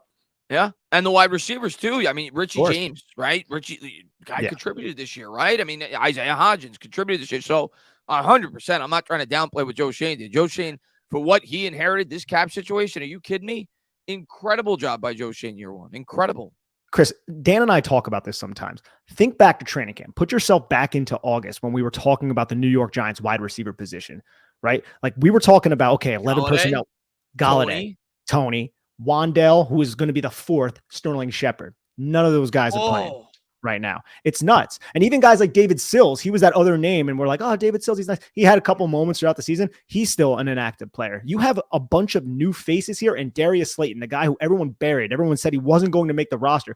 And there was reason he wasn't going to, by the way. If Colin Johnson stays healthy, he doesn't make the team. Yes, and the Colin Johnson thing, that's another just injury that I feel like Colin Johnson would have had a huge impact on this team. Similar to what we're seeing. Camp. Looked great in training camp. To Isaiah Hodgins, yet still Daniel Jones is able to take to this offense. The coaching is able to get the most out of him, despite the fact that he hasn't really worked with these guys all that much, because even the ones who were there in training camp were playing with like the third team in Richie James and Darius Slayton. Like they didn't really see a lot of first team snaps with Daniel Jones. It really speaks to, I think, somewhat of an anomaly. We don't see a lot of teams make the divisional round with that type of wide receiver situation, with a quarterback who struggled the first 4 years of his career, with a rookie head coach and holes on the defensive side of the football. It just really speaks to, as Bob said, or it wasn't Bob, whoever was before, the coaching and how just impactful it's been this season. It's been incredible. If he doesn't win Coach of the Year, I don't know who's gonna. I mean, at this point, no, it has to be Dable. Yeah, it has to be. Bob, man, thank you. He says, dudes, I cried after the 07 Super Bowl. Literally wept. I did not. I probably should have. I did not. But what I will tell you I did, Bob, I went to the bar I was at my girlfriend's house at the time. We had a Super Bowl party. And obviously watched the game there, watched it to its conclusion. I went to the bar until about 5 a.m. and I just got obliterated. It was incredible. Like, and I just called out sick the next day. I'm like, I'm partying tonight. Like, incredible experience. And I still didn't, up until the last second of that game, I didn't think we were going to win.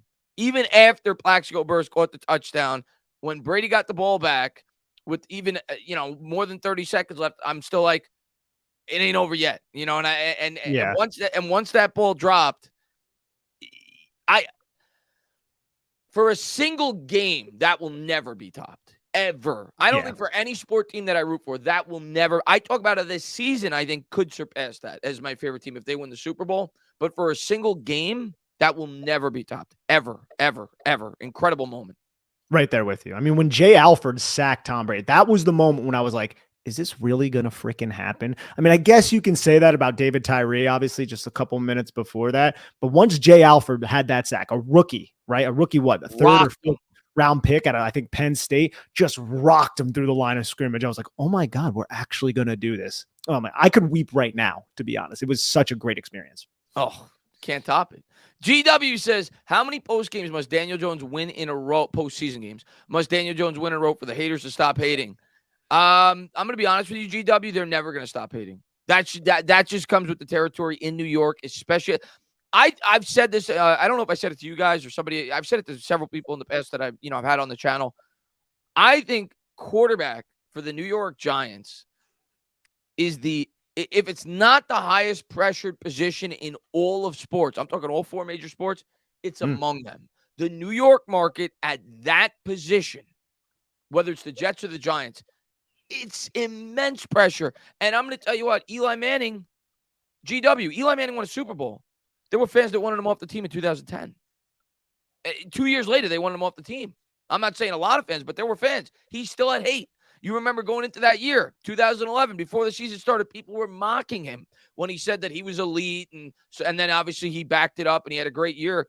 But even after he won a Super Bowl, he still was catching a lot of heat from this fan base. And then after he won a second one, they gave him 2 or 3 years. And then the pressure mounted again. So that's never going to go away. And I think that's why it's so important that Daniel Jones has the demeanor that he does. I think he's built much like Eli was in terms of to deal with the pressures of the New York market. And don't think for a second, by the way, that they didn't take that into their evaluation process when they took him 6th overall. 100% went into the evaluation process. Look, a lot of people can look good throwing in their underwear, right, at the combine and making those throws with excellent trajectory and velocity, but you got to get to know the character. And I feel like that's something that Dave Gettleman did with Daniel Jones and Pat Shermer did with Daniel Jones, because look at Zach Wilson right across the way. Zach Wilson, he does not have the same makeup of a Daniel Jones. I guarantee that kid is not the first in, last out. And that is the conscientiousness of Daniel Jones is one big reason why we're seeing this success. And I'm so glad that those fruits are finally being born. Oh, dude. He's got that. He's always had that. The work ethic, he's always had that. Now you're starting to see the results. Michael says, mid-January and discussing the damn draft, we are witnessing the culture shift. Have we even talked about the draft today? Yeah, I'm not really. 2011, I was in Afghanistan for that Super Bowl. Best one. Go Giants. Go Army. Okay, so Michael, well, you were in the Army. I was in Afghanistan for that Super Bowl too, but I was in the Marines. I was in the Sangam River Valley. So shout out what province you were in. I was in Helmand. That'd be a cool little talking point.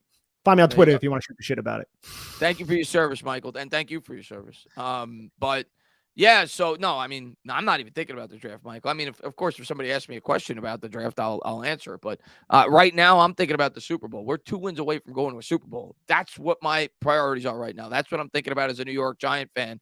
The 2011 season was incredible too. I still say it to this day. Eli Manning should have won the MVP that year. I know his stats didn't say it. Aaron Rodgers had the stats, but what he did with that team, putting the team on his back, all the come from behind victories, like Eli Manning that year was on another level. So that was such a special season. Ayub says Joe Shane hasn't made any moves. Davey G was better. He's just trolling at this point. He's funny, man. But I will give Gettleman some credit. Like I did this.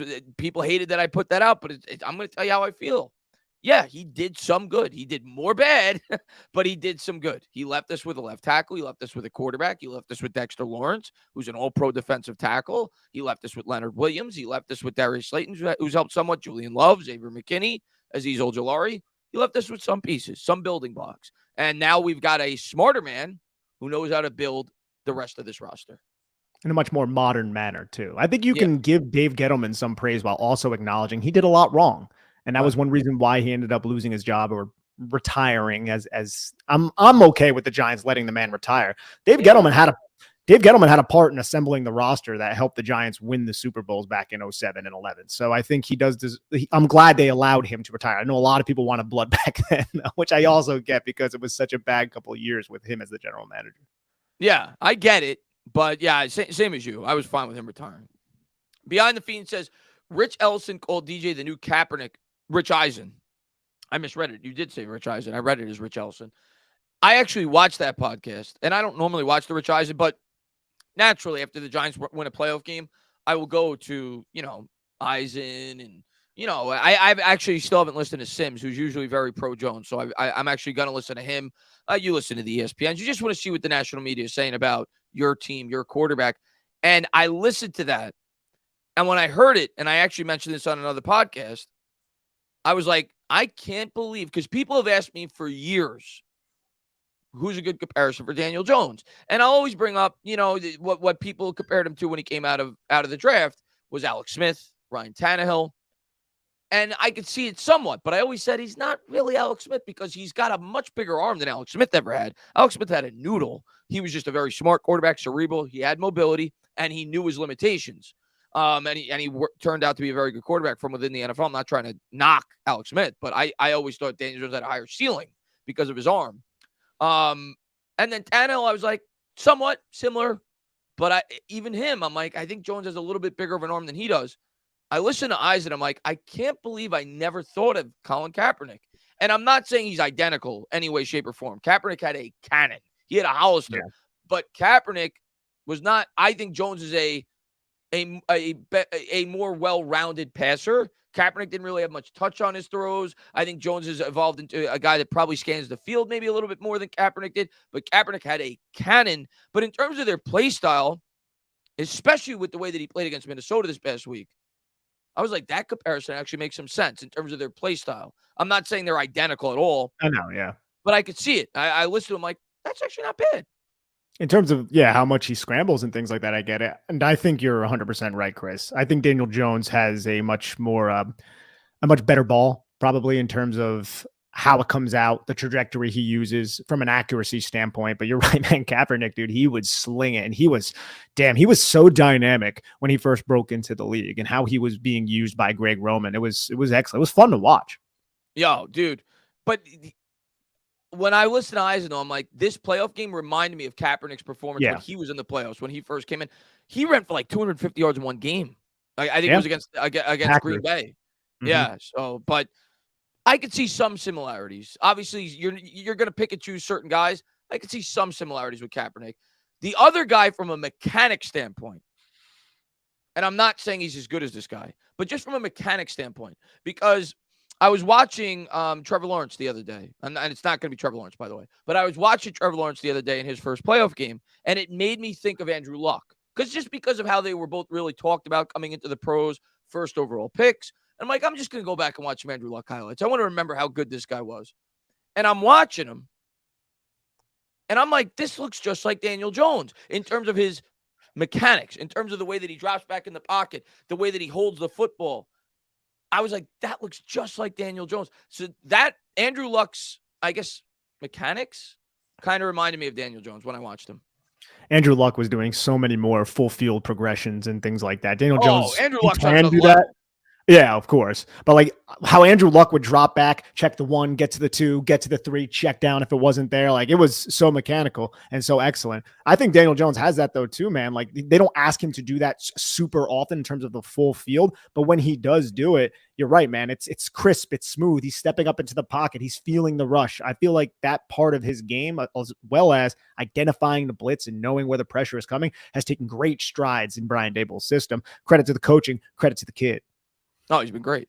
Let me read the rest of this. I don't know, and I can't believe I'm saying it because he was an Eagle, but he has some Cunningham in his game now. I mean, he's able to run. He's able to run. Yeah. Cunningham was a better run. I mean, Cunningham was, forget about it. But he's able to run. There's no doubt about it. And he's a legitimate runner now. It's not like, people used to say, you just got straight line speed. No, this kid can run. This kid can make plays with his legs. And I think one of the most underrated attributes, and I've always said this about his ability to run, his fake has always been great. His fake, his sell on the RPO, he's one of the best in the league at that. I think Lamar Jackson's probably the best at that, but Jones is damn good at that in terms of the fake, and he's gotten better at the bootleg fake and everything, but he's really good at selling that fake handoff, and I think that has a lot to do with why he has those open running lanes, because the defenders bite. That ball handling is great. It's excellent. The way he puts it into Saquon Barkley's chest, and then he just tucks it kind of by his groin and then rolls out. He faked out the Chicago Bears defense twice for 2 touchdowns. They just didn't even realize that he was a threat with his legs. That was, honestly, the Minnesota Vikings might have been the worst defense we watched this year, but the Chicago Bears were very close. And they're both in the NFC North. Yeah, they're bad. They were not good. Peter says, hello, guys. Per Michael K., he says the Giants are 10-0 on short weeks, and Daniel Jones is 9-0. Can you confirm that? No, it's not true. Giants lost so many Thursday night football games. Yeah. Maybe you misheard him, Pete. We lost Thursday night this year. We lost every Thursday game Daniel Jones has been a part of. We lost on Thanksgiving, so there's no way we're 10-0. I mean, even if it was in the last 10 short rest games, we lost on Thanksgiving this year. So maybe he meant on Saturdays when they play on Saturday historically. Maybe that's the case. But even the Daniel Jones record doesn't make sense because we lost on Thanksgiving this year. So that's false. But maybe you misheard, Pete. Muted Growl says the offense has unarguably been fundamentally different since the first Skins game. What triggered the change? Coaches trust in DJ, trust in the wide receivers or offensive line. I think it's DJ. I want to get your opinion on this as well. I mean, I think it's a culmination of everything, but I think it's more so DJ than anything else. I think that they always had this plan all along that they were eventually going to evolve this offense, and they probably planned on doing it sooner than they did. But Wando Robinson gets hurt. Evan Neal got hurt at one point. They had some injuries on the interior part of that offensive line. So they probably, it took a little longer than maybe they intended to. I always said right after the bye. I think we played Houston after the bye, right? That was always the game where I thought they were going to really start to open up this offense before the year started. It took a little bit longer, but I think it has more to do with Jones than anything else. And I think you got to realize that it takes a quarterback, especially with a quarterback with all the limitations on this roster, with the line, with the wide receivers. We know we don't have the best of wide receivers. It was always going to take him some time to pick up this offense and get some chemistry with all these guys that he's never thrown to, and guys that are not Jamar Chase and T. Higgins, right? So I always thought it was going to take a bit of time. But yeah, I think it's Jones more so than anything else. I think it's they said, Jones, it's your time now. We're going to give you the opportunity to go out and win these games. And they started to see his progression in terms of his ability to manipulate the pocket, buy time with his legs. So yeah, I think it had more to do with their building trust in Daniel Jones over the course of the season. Agreed, Chris. Now let's go back. The Houston game, right? That was right after the bye week. Isaiah Hodgins' first game. Saquon Barkley had 35 carries. Yes. And that's what you do to beat the Houston Texans. Yep. And next week, the Detroit Lions start blowing out the New York Giants. And in that desperate moment, the Giants were able to kind of take advantage of garbage time. And Daniel Jones cooked. He threw for the most yards that he thrown, I think, this entire year, right? And that was born out of desperation. And I know it's garbage time, and I know they weren't playing maybe their best defense, the Detroit Lions, although their defense isn't all that great anyways. But Daniel Jones got into a rhythm then. But against Washington, they kind of went back to 12 personnel. We're going to try to run GH counter and just give the ball to Saquon Barkley. And what happened? Didn't really do anything. Kayvon Thibodeau scored the touchdown in that game. Thibodeau won that game for us. But overtime comes. Adjustments. That's what we talk about with this coaching staff. So you have a quick passing attack. And there were a couple slant flats. It's just a basic 3-step quick passing attack, sometimes 1 step, depending on the play, if it's in shotgun. Isaiah Hodgins had like an 11-yard gain. I think Darius Slayton had a nice gain. Couldn't get in the field goal range. That's all well and good. But you started seeing a rhythm and a deviation from what they were doing earlier in the game that did not work. And then against Philadelphia, what happens? Giants are getting blown out. I think they're down like 21-0. So you get 11 personnel, like 86% of the snaps. 3 wide receivers out there. You're not using the two tight end package. The Giants are able to throw the football in garbage time and get a little bit of a rhythm. And I also feel like they left a lot of points and a lot of yards on the field with some of those double moves that we discussed a little bit earlier. And that's kind of when we started seeing this offense click, and we started seeing more of a transition into a quick, efficient passing attack, quick game instead of running the football. And then also just getting Saquon Barkley into space. So I think that was really the turning point. It all kind of came together with Daniel Jones being in this offense and getting comfortable within this offense with the wide receiver weapons that he still had. Richie James, Darius Slayton, and now this new guy, Isaiah Hodgins. Then you get Daniel Bellinger, who comes back healthy. So that's where I really think it started, was in that Detroit game when the Giants were getting their asses kicked. I never thought about that. And you're absolutely right. That is when it started. That is when it started. And like you said, they kind of went back to their old ways the next game, but that's where they started to get a glimpse of what this offense could potentially be. And it only came in garbage time. Now, I do think eventually they were going to open up this offense no matter what. I don't think it was because of that garbage time that they suddenly said we could do this, but that was where you started to see it. You're absolutely right. And Michael says, I meant not the – oh, so you were saying it's great that we're not talking about the draft. Yes, absolutely. Nobody's happier than me. Trust me. I've been talking about the draft like after week 10, 11, the last 3 regular seasons. So nobody's happier than me to be talking postseason football. And he says he was in Kandahar. Yeah, it was Kandahar. Nice, man. Yeah. So we weren't that far away from each other. But I know you're not a Marine, but Semper, bro. V-Man, what's going on, man? Fun fact, I know you guys love to knock down the Cowboys. The Pokemon franchise is newer than the Cowboys winning a Super Bowl. There you go. That's a good one. So Dan has a really good bit that he uses against Cowboys fans. Remember how earlier in the podcast he was talking about how he used to make fun of the Eagles fans? Well, his one against Cowboys fans was, hey, you got a VCR so you can go watch your old Super Bowl? Like, just going back. You know you don't have a DVD player because it was a long-ass time ago, my friend. That's the only time. Yeah, we had dial-up internet the last time that the Dallas Cowboys won a Super Bowl. So that tells you all that you need to know. But do you think Dallas has a chance to beat the 49ers? I think they have a chance. Yes. I don't Yeah. think they will, but I think they certainly have a chance, especially if they play like they did against Tampa Bay, although Tampa Bay is atrocious. But it's going to suck if the Giants do lose this game. We're knocking on wood. Hopefully that does not happen. And then that upset does happen, because then we have an NFC Championship game with the Cowboys and the Eagles. And I want nothing to do with that grossness. That's just disgusting. Oh, yeah, because then one of them is going to be playing in the big game. So, and then I'm just full on AFC. It doesn't matter who it is. I am full on AFC at that point. Yeah, right now, if we don't make it, I'm the biggest 49er fan in the world. Like, keep those two out of the Super Bowl. Big Moose says 120 minutes to the Super Bowl. Love it. Love it. We got to get past the 60 first. But yes, 120 minutes to the Super Bowl. Let's go. Hester says Eli's stats would be much better in the West Coast offense. I mean, it was. I mean, what's it? McAdoo kind of ran a similar variation to the West Coast offense. You got the ball out quick, the 2-second offense. And yeah, you saw his efficiency go way up. But I always thought he was actually better suited for the what was the name of that offense again? Running gun. Yeah, was that the run? He brought it over from the Gilbert. Oilers. Yeah, yes. I always thought he was better suited for that, because Eli's biggest strength was his arm. He always had really good arm strength. He threw a really good deep ball. So even though the percentage may have been down and he threw more picks, I always thought that style of offense suited him better. The thing with McAdoo, why it worked so well, one, it cut down on Eli's picks because you were throwing a lot more shorter throws. But two, you had the playmaker that could turn a 3-yard pass into a 60-yard pass, and that was Odell Beckham.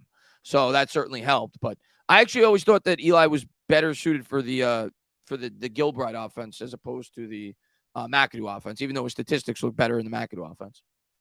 Yeah, I think that's a fair point. Let's see what we got. L. Brown says Daniel Bellinger has made a difference this year and will in this next game.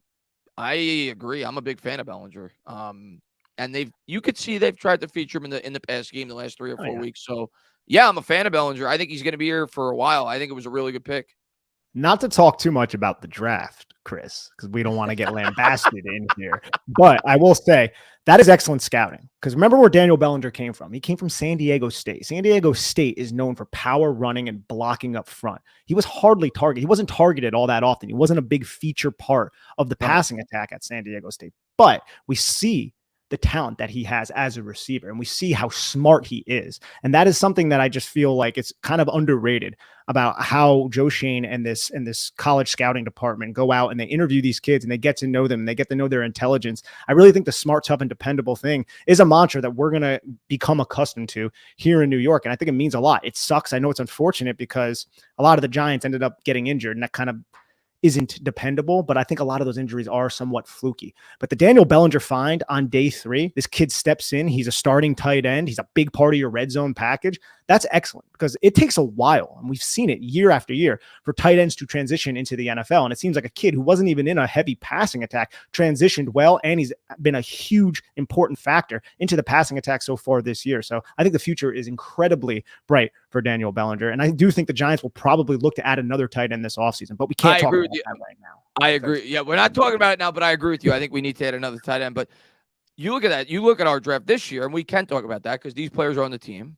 Bellinger looks like he's going to be a big-time contributor. We talked about Cordell Flott. He looks like he's going to be a big-time contributor. I think he's going to be a starting corner on this team. If it's not next year, I think it'll be the year after that. I think it'll be next year, whether it be on the slot or the outside. And then Belton also looks like he could be a contributor as well at some point, like in terms of, more of a contributor. And all those guys were day 3 picks. So great job by Joe Shane thus far this year as the New York Giants GM. And another name is Darian Beavers, who had a fantastic training camp. Yeah. And with this current linebacker situation, it's hard to tell me if he did not get hurt against the Cincinnati Bengals that he would not be out there right now. Maybe next to Jalen Smith or whoever, but he would be out there. And also Joshua Zudu, who we all kind of forgot about. I know he's injured, and I know he struggled a little bit sometimes anchoring down, but that kid's movement skills are going to fit so damn well into this Brian Daboll offense. Hopefully this Mike Kafka offense, knocking on wood as well, because he can get up to the second level. He has vice grips for hands. If he is able to frame you and center you directly and fit his hands inside underneath your breastplate, you're done. No one ever breaks away from that. And that's such an important trait for an interior offensive lineman. So I'm really excited about his future as well. It just sucks that he ended up getting dinged up and injured. And I also think Ben Bredesen has stepped in and really taken his game to another level along with He's Nick played Gates. well this year. Yeah. God, Bredesen. He's played much better than he did last year. Yeah. What about McKeithen? We didn't get to see him too much. What do you think of him?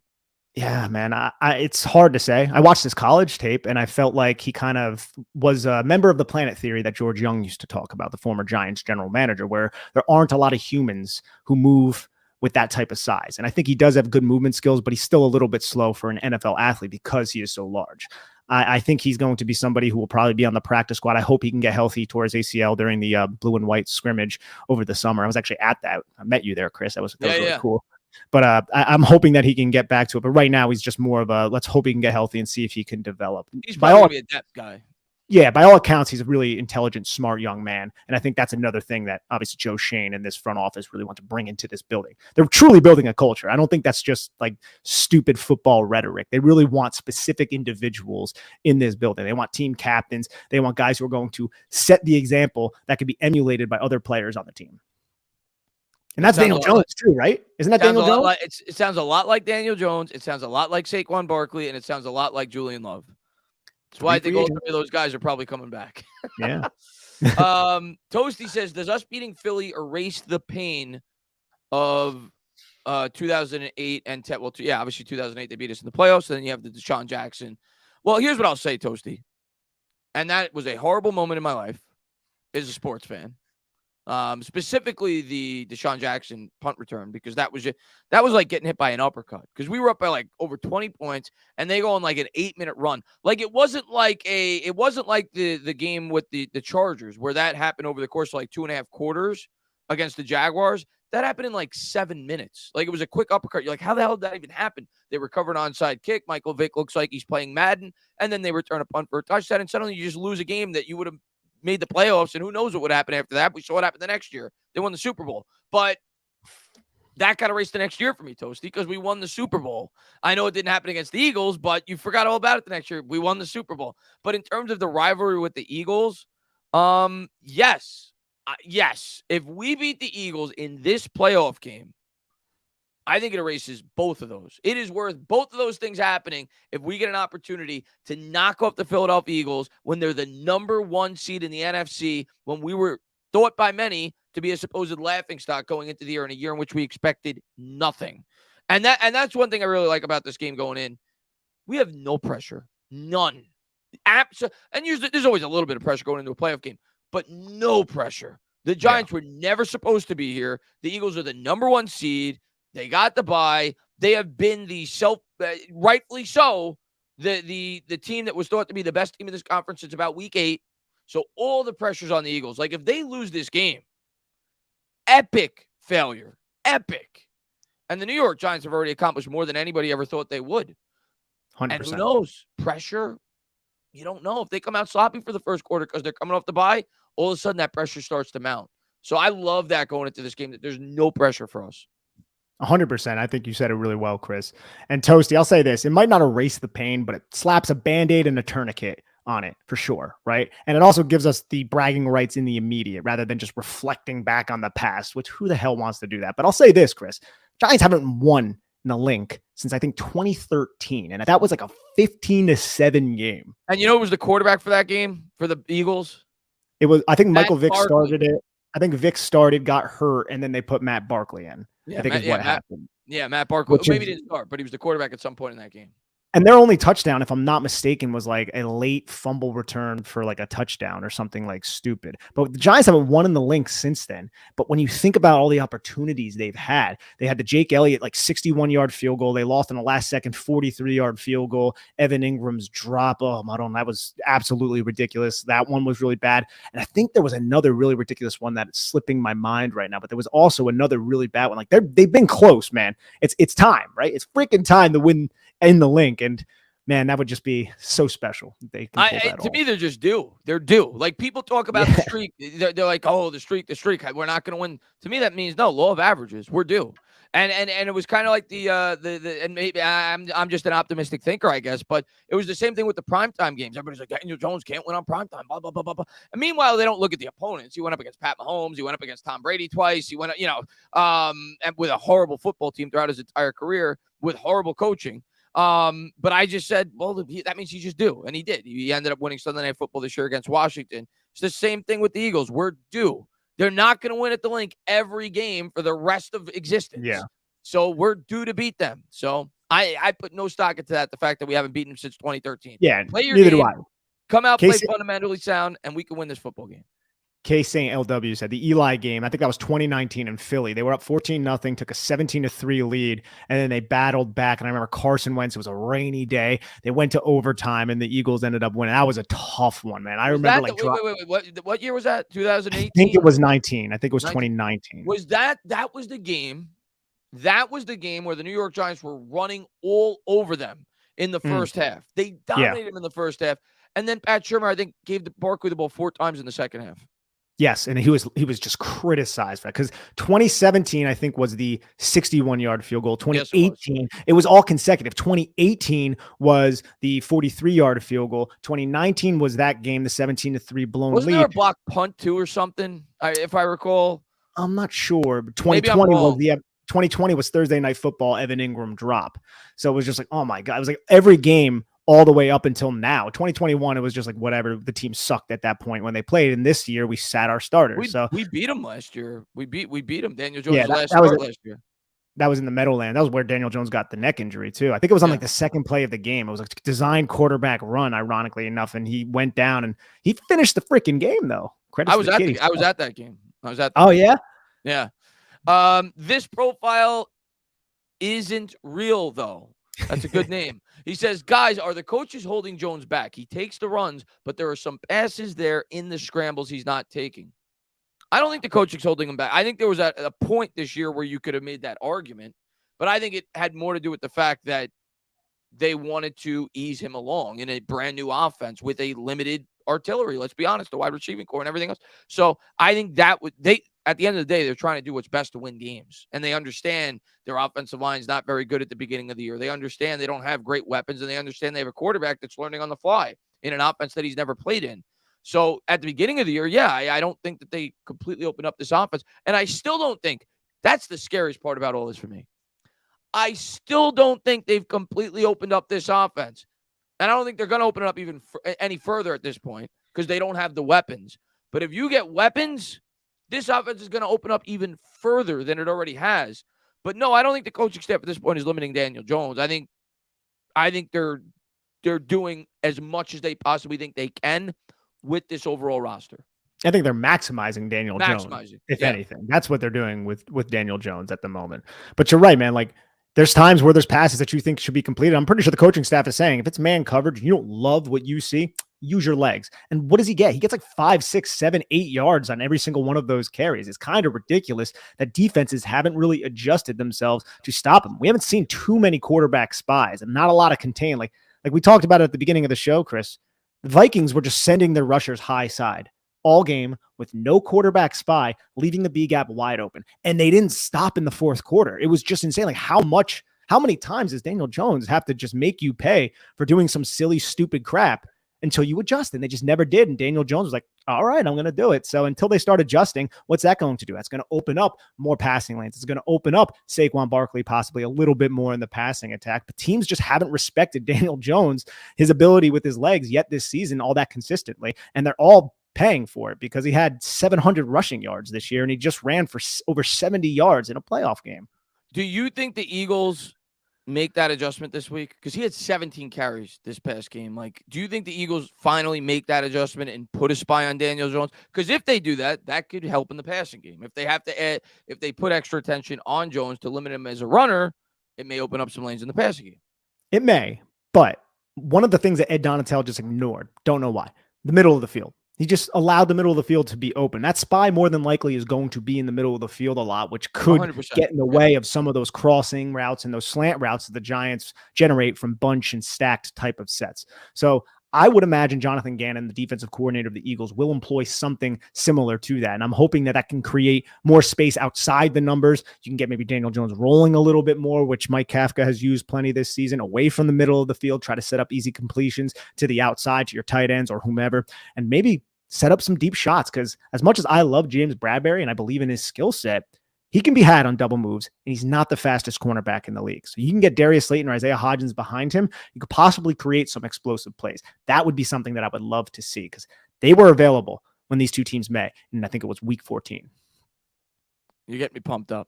Behind the Fiend says, I think Breida needs to get more love to. I think Breida made one of the best plays of the game. We mentioned it earlier on the 1-yard run where it should have been a 4-yard loss. Like, those are the types of plays that don't show up on the stat sheet, but it shows that guy runs hard. I mean, that guy plays hard. I'm a fan of Breida. I would like him back if it's a reasonable contract next year. I actually don't think we've used him enough this year. I like Breida, and I was crying for it for about 5 straight weeks because they went away from it. Earlier in the year, they were running a lot of 2-back sets, and they kind of went away from it for about 4 or 5 weeks, and now they've brought it back. They've brought the orbit motion. They've gotten creative. But yeah, I'm a fan of Breida, and I'm a fan of when they use both him and Barkley at the same time. And you're going to see that again. You have to, because it was a huge point of emphasis against the Vikings. That's one of the big bullet points of the offensive approach is get Matt Breida on the field and then just use diversified rushing approaches to exploit the Vikings front. And it worked a lot. And there were some really good individual efforts that we brought up a little bit before that kind of stopped what could have been much bigger gains by DJ Wanham and Za'Darius. But I really think the Giants are going to employ a similar type of attack, and I'm expecting it not to be predictable, which I think is one of my favorite things about this coaching staff, Chris, is they are just not predictable, and they will adjust to what you're doing, and they'll try to exploit your tendencies. I don't know what the hell the offense is doing week to week. I try to guess week to week at this point. I've been wrong every week. So if I don't know what the hell they're going to do. That's a good sign. That means they're unpredictable, like you said, and defenses don't know what's coming. So you're absolutely right. They've been very unpredictable the last 4 or 5 weeks. Giovanni says, as a longtime Giants fan, this game is personal. I want to see Philly fans crying on the TV when this game is over. I had to say that slow. I had to emphasize the crying. We've dealt with abuse long enough. Listen, there's no team I hate more than the Philadelphia Eagles. And another thing we didn't talk about earlier in the pod. You're Italian, right? Of course. Sirianni's Italian, right? He is. What's that? He's from New York.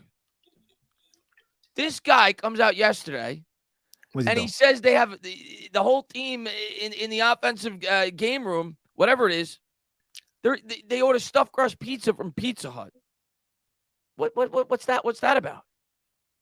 They might not have good pizza over there in Philly. I don't know. They're too busy eating their cheesesteaks, man. Then get cheesesteaks. Yeah, I know. I don't know. He's definitely a Paisan with the last name Sirianni. And there's not a lot of Paisan coaches. I feel like even Jim Tomsula was one that comes off the top of my head. He had like a 1-year stint in the 49ers and got the can. He was like a defensive line coach after Harbaugh. But yeah, no, I don't know why he didn't go with some authentic Philly pizza. I'm sure they have great pizza there, but it's not New York or North Jersey, baby. And Giovanni, I would like nothing more than to beat the Eagles. My worst memories as a sports fan are because of them. So I'd like to give them a bad memory. It'd be nice. Hester says, will full field reads be a part of the offense in the future? I think they certainly could. I think it's dependent on what you're attempting to do. Giants are having a ton of success operating quick game, which is much more of a half field read type of offense. But we've seen full field reads this year as well. It's just not used as frequently. And I think maybe if you have a little bit more trust in your offensive line, you can employ That's the thing that for me. Yeah, I think it's as much to do with.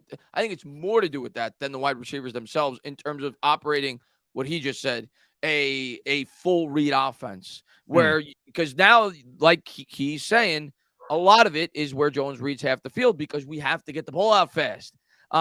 Because they don't trust their offensive line to be able to hold up that long. That's the truth. And if this line continues to grow and get better, yeah, maybe you will see. You will see more of that. I fully believe Daniel Jones. I know like he's used his legs this year a lot, but I think he's used it out of necessity as much as anything else. It's a weapon, and it's our second best weapon on the team outside of Saquon Barkley is Daniel Jones' legs.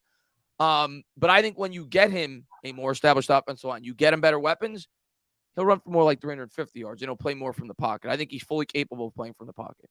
think he just needs to be a little bit more confident to let it rip when the coaching staff tells him to do that. And again, we don't know what the coaching staff is telling him to do, but he, like we said earlier, Chris, he has all the physical capabilities to take advantage of his arm strength. And I think he's starting to get the talent. mental capabilities. He's starting to get that confidence. I I don't think believe it's that he doesn't have the mental capabilities. I think he's a smart kid. Yeah, I just think there's times he's a little bit more conservative with his approach instead of letting it rip when he sees it and fully diagnosing that. And maybe that's because the Giants hired Jason Garrett to be his offensive coordinator. And Jason Garrett's sole purpose, and he actually achieved it, which is funny, was to limit the turnovers because he was so turnover prone back in 2019. But if you go back to 2019 and watch some of that tape, he was letting it rip. You know, one-on-one matchup with Darius Slayton. Take advantage of it. To a fault, by the way. I thought, because his stats that year were so misleading. Daniel Jones should have 20 picks. I remember that year they dropped at least like 10 easy interceptions. But yeah, I was surprised by that because what everybody said about him coming into the pros, Alex Smith. I'm like, okay, we're going to get something similar to kind of what we got with Garrett, hopefully with better production, but a guy that's going to be smart with the ball. And he was the complete opposite of that. He was a gunslinger his first year. And then he was the complete opposite of that with Jason Garrett. Now he's kind of in the middle. Like he's not quite as conservative as he was with Garrett, but he's not quite the gunslinger he was when he first came in. That's fair. MY Giants 26 says, sorry I'm late. Studying for an SAT. We are winning Sunday. I have a gut feeling. I just get, you mean Saturday. I don't want you to miss the game, MY Giants 26. I have a gut feeling. I just get the vibe we're going to win. It's in writing. I didn't ask your partner for what's your prediction for this game? Prediction, man. Look, if I had to pick, I think I would go Philly, but I don't want to. My heart is obviously telling me to go with the New York Giants. I think the Giants can win this game either way. I do think this is going to be close. I don't think the Philadelphia Eagles will do what they did to the Giants back in week 14. I think the additions of Leonard Williams, Xavier McKinney, and Adoree Jackson, they can't be overstated. But if I'm picking, I might go with the Eagles. But man, sitting here on a live channel with 800 people watching, that makes me sick to my stomach to do. But I gotta. I can't blame you. Listen, they're the one seed. I can't blame you for picking the Eagles. They're on the road. They're well rested. They're the one seed. I'm going to pick the Giants because I'm in playoff mode at this point, and I'm just going to ride the momentum. But I can confidently say I really, truly think this is going to be a very close game. I do not think the Philadelphia Eagles are going to blow them out. I do not. It might, Chris, it might just come down to whoever makes more mistakes. And that could be one mistake, like drastic, dire mistake, fumbling the football, throwing interceptions. Like the Giants can't do that. The Giants have to play their most efficient football, and they're a team that has thrived on efficiency this season. They can still do it. There's no doubt about that. But they're going to need to take advantage of every opportunity that is presented to them. Like Julian Love, that interception that he didn't come down with, plays like that. Like you have to catch that. Like things like that, I think, are the way the New York Giants are going to win. And also, man, I don't know if Nick Sirianni is going to be calling some of the dumb plays that Kevin O'Connell called. I thought Kevin O'Connell had a really good game, but the game could have been different if he doesn't call the 3rd and 1 throwback to Kirk Cousins, which was probably the stupidest play call. I forgot about that call. I'm going to tell you another thing that he did in that game that I couldn't understand. That call was horrible, and that gave the New York Giants so much momentum because Minnesota had a picture-perfect drive the first drive, and then the Giants basically just held serve. They scored a touchdown, and then you're like, all right, this is going to be just a 40-41 game type, you know. And then that call, because they had them, it was 3rd and 1.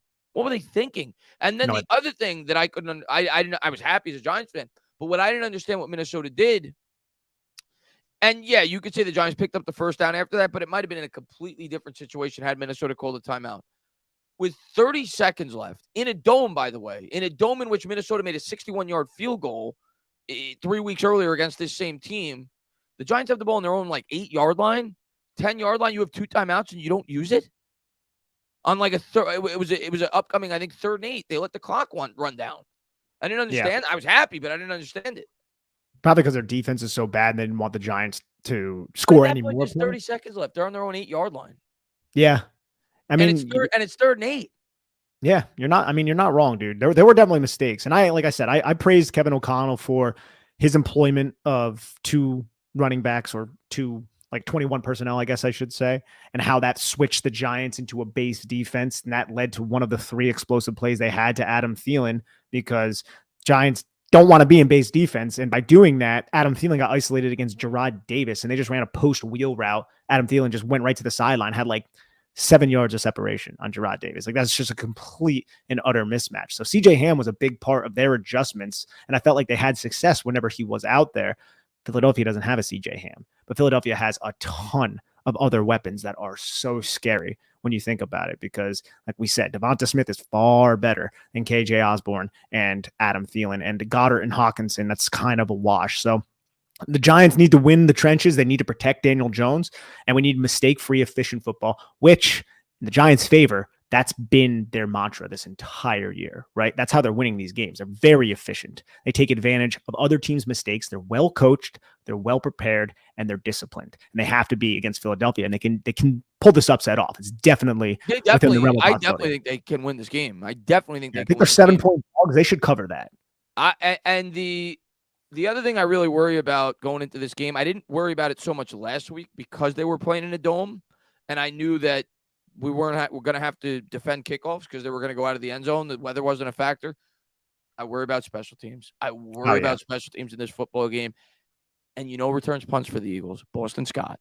And he's a killer against the New York Giants. He becomes Walter Payton when he plays the New York Giants. So special teams is a big worry for me going into this game. Absolutely. And Chris, before we go on to the next comment, we're getting a little bit of a debate in the comments section. What's better, Domino's or Pizza Hut? Ooh. Okay. Here's the thing with those. I obviously poke fun at those because we're New Yorkers. We take pride in our pizza. But I got you. Or Jersey. Yeah, we're tri-state. Connecticut's got good pizza too. We take pride in our pizza, right? So we poke fun when you hear Pizza Hut. I can eat Pizza Hut. It's not like it's like disgusting. Like I can have it.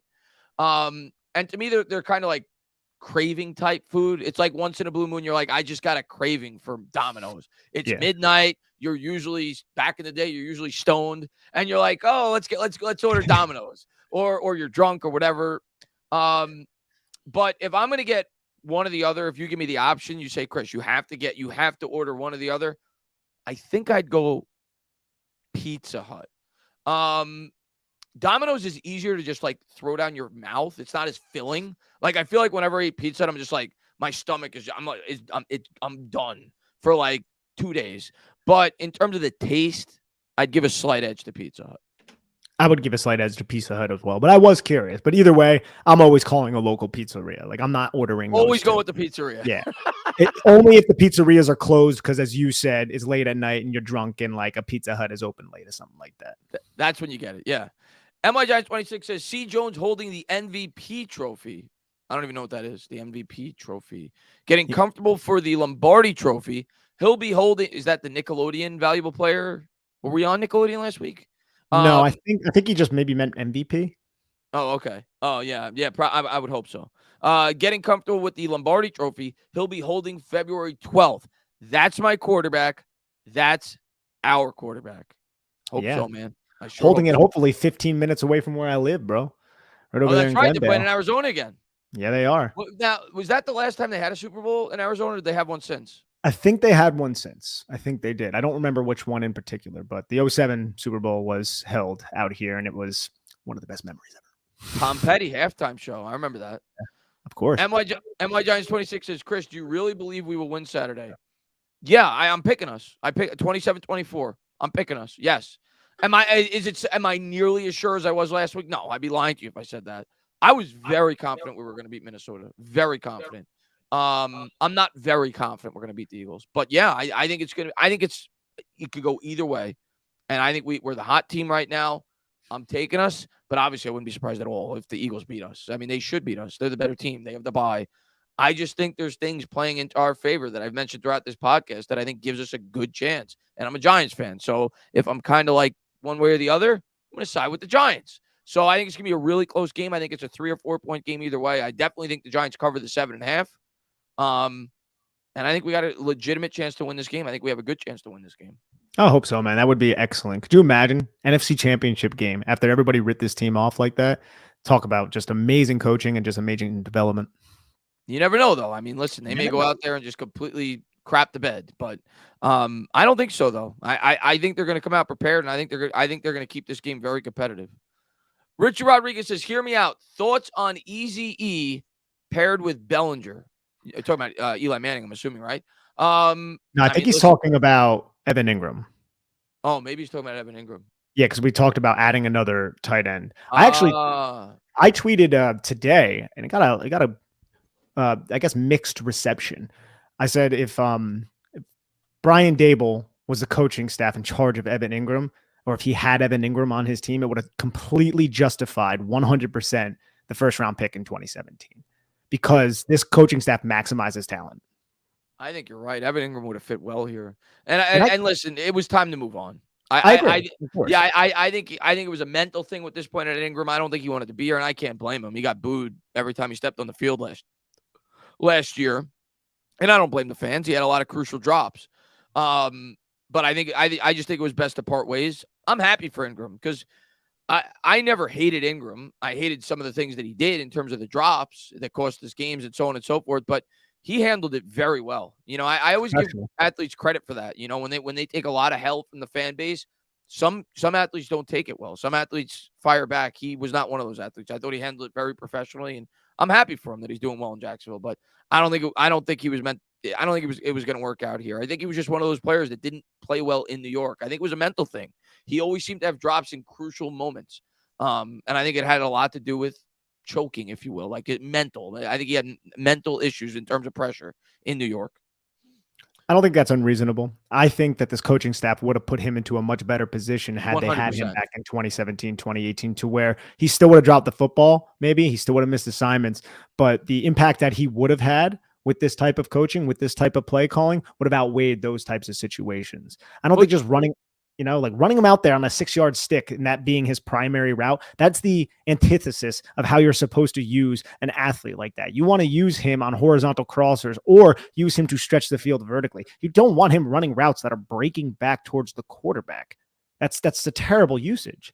But that was Jason Garrett. And you look at the Peterson. I mean, he's always been great with tight ends, and now you're seeing Ingram thrive because of it. So he's been great this year in Jacksonville. I'm happy for him. I am. It was time, though. You're right. It was time. Yeah, it was time. Yeah. Bob says, Tana, Papa G says you're going to do the one chip challenge. But I have to. I'm not looking forward to it. But what's that?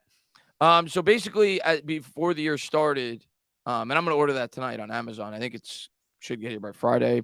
I probably will wait until after the playoff game because I don't want it to affect my play-by-play on Saturday. So I don't know what that's going to do to my mouth in terms of me being able to call the game. But so basically, it's like the hottest thing you could ever eat. And one of my subscribers before the year started said, Chris, if the Giants win a playoff game, not just make the playoffs, win a playoff game, will you do the one chip challenge? I said, yeah, because I didn't think, I'm going to be honest with you, before you started, I didn't think we were going to win a playoff game. So I was like, that would be worth it.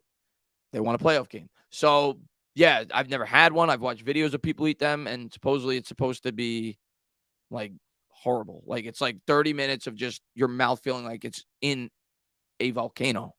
So yeah, I'm nervous about it, but I said I'd do it. Got to do it. Got to be a man of your word. But I'll probably do it after this playoff game. I don't think I'm going to do it for this playoff game because, God forbid, I do it on Friday and my voice isn't good.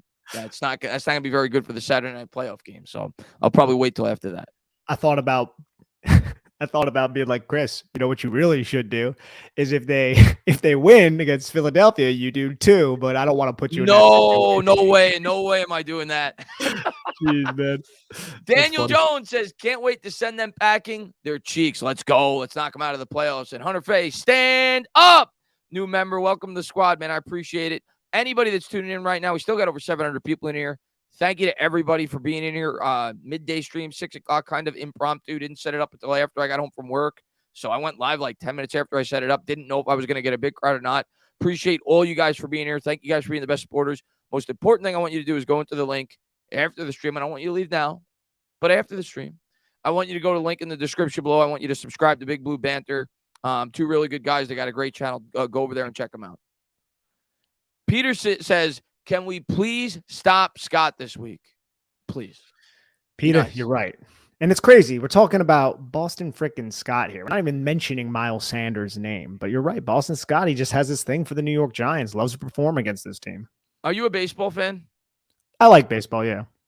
He's kind of Met or Yankees, or do you have another team? So I grew up a Yankees fan, but I worked for a while for the New York Mets. So I have an affinity with the Mets. I met my girlfriend through the Mets. So there's a there's a kind of a love for the Mets now, but I'm a Yankee fan at heart. He's kind of like, for me, I don't know how long you were a Mets fan. I'm a diehard Mets fan. For me, Pat Burrell, I don't know if you remember who he was. Not necessarily. What year is that?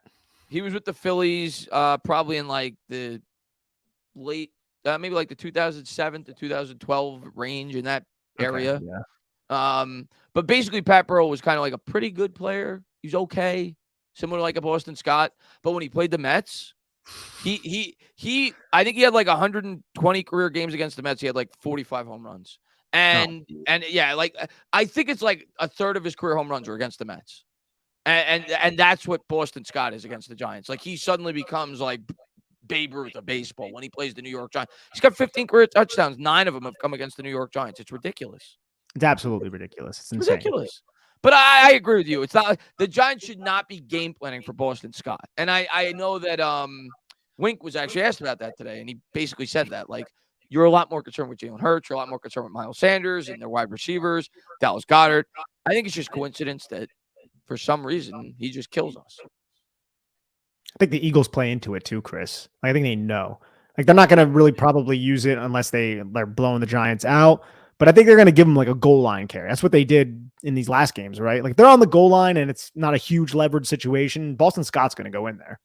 Yeah, of course he is. Just like last game, like you said, they brought him in from like the 3-yard line. I am says an Italian eating pizza. Did I hear that right? Well, yeah. Well, that's the head coach for the Eagles. I haven't had pizza in like 5 or 6 years, but if I had, I was presented with the question. I got to pick one or the other. But yeah, I made fun of him on Twitter yesterday for that because their head coach, yeah, he decided to get pizza for the team. I'm like, what are you doing? So maybe we'll beat him because of that. Maybe he's not the best decision maker when it comes to food. So maybe he'll screw up on the field on Saturday. Let's see what we got. I think we got about one more, and then we're going to close this out soon. We already went over the amount of time that I wanted to. Appreciate you for coming on, man, and hang out with me today. Dude, I have a blast with you, man. This is always fun. Appreciate it, man. Diego says let me get your take on this. Who's the X factor for this game? Okay, the X factor for this game, I think there are several. So we're going to start with something that we brought up a little bit earlier. I think Leonard Williams can be one of the X factors in this game because I think the Eagles, just judging by their Week 14 game plan, want to put 2 bodies on Dexter Lawrence. And that can happen sometimes depending on the alignment that the Giants are going to employ. But I think you can't do that when you have Leonard Williams. Or if you do, Leonard Williams can feast in one-on-one matchups because Leonard Williams wasn't there last time these two teams played, last 2 times they played, really. And neither was Xavier McKinney, neither was Adoree Jackson. I think those guys can definitely all be X factors. I think Leonard Williams in the trenches up front can be. I also think the linebackers, man, I think they can be X factors because we saw in Week 14 how much GH, that's backside guard, H-back sniffer, tight end counter runs that the Eagles successfully employed against the Giants. And it's something like we've said, the Giants suck at defending that. So can Jarrad Davis be a linebacker who actually does a solid job fitting that run?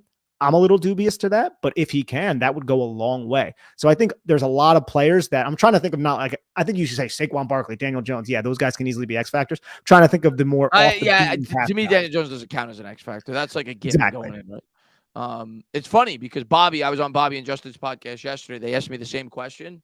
I gave the same answer. I think the first guy you said was Dexter Lawrence, right? I said Leonard Williams because of Dexter Lawrence as a byproduct of like the Eagles are going to watch. Yeah. Yeah. I said Dexter Lawrence, but when I said that, I meant the interior pass rush. Yeah. For the Giants. That to me is the X factor in this game. If they can win, and like you said, and so maybe Leo should technically be the X factor because he wasn't there last time, kind of like what you were saying. But yeah, just overall, the interior pass rush for the New York Giants in this game to me is probably going to decides what wins this game if we win it, because they're really strong up at their offensive line, specifically the interior. Kelsey's great, is excellent.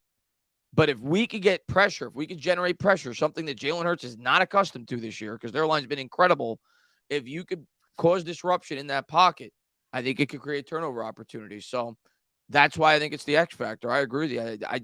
That's what I said. I said Dexter Lawrence on Bobby's podcast. But just in general, the interior pass rush for the Giants. One more name, or just looking at the offensive side of the football, a name is Richie James. And I think that could be an X factor if Avonte Maddox does not play. Avonte Maddox, the defense is so much better when he is out there, if Chauncey Gardner-Johnson is also not out there. But when they have to put, and I can't remember his name, but that backup nickel out there, we saw like the Chicago Bears. We saw so many teams just attempt to exploit that. That's a vulnerability away from Slay and away from Bradbury. And that plays right into Richie James's game, who didn't have the biggest game against the Minnesota Vikings. So that's another name that I feel like can have a big impact, sort of off the beaten path, although I feel like had a really good season this year. If Avonte Maddox is not in the game, I think Richie James could thrive. I like that. That's a pretty good one. That's out of the box because James wasn't that featured last week. He had the screen pass. Outside of that, if I recall, he didn't get too many balls thrown his way. So maybe Richie James. He had the one. If it wasn't batted by Harrison Phillips, the line of scrimmage, it could have went for like 35 yards. He was wide open over the middle of the field, and Harrison Phillips got a big paw there and just knocked it down. How about Bellinger? Maybe he's a potential X factor in the passing game. Maybe Belly gets involved. But and by the way, I had to answer this, Richard. Sometimes people hear you misspeak. You know, after during the victory celebration when the Giants beat the Vikings, I came on here and I watched it back because I got so many comments in the live chat after. I'm like, did I really say that? And I didn't. But I understand why people misinterpreted what I said, and then I cleared it up in my video the next day. So after I was obviously excited, screaming, happy, and I said, "Can you believe that we are one game away from being in a game where we're playing to go to the Super Bowl?" So everybody heard that when they listened, and there was like 10 people in the chat that said, "Chris, they got to win 2 games. They got to win 2 games." And they're like, "How do you?" And then a guy in my comments after is like, "How are you so dumb? How do you run a Giants YouTube channel that you don't know that you need to win 2 games to go to the Super Bowl?" Of course, you misheard me. But Richard, no, that's not what I said. I said I have not eaten Pizza Hut in 6 years. I've eaten plenty of pizza. I've not had Pizza Hut. I've had New York pizza at pizzerias. Good pizza. Real Good pizza. Good pizza. But guys, we are going to close it out. Appreciate each and every one of you guys for all the support you guys always show. Like I said, go on over to Big Blue Banter. They got a great YouTube channel, great guys, film breakdowns, in-depth. Gonna be working with them all off season. Like we were saying, want to get them on the channel as much as I can because I think they're really informative, great guys, and they're fun to talk to. So appreciate you guys for coming on. Thank you guys for all the support. You're going to be wrong. I'm going to be right. The New York Giants are going to win, and we're going to be back here next week. We're going to be doing an NFC Championship podcast in which we're talking about potentially going to the Super Bowl. I'm keeping positive vibes.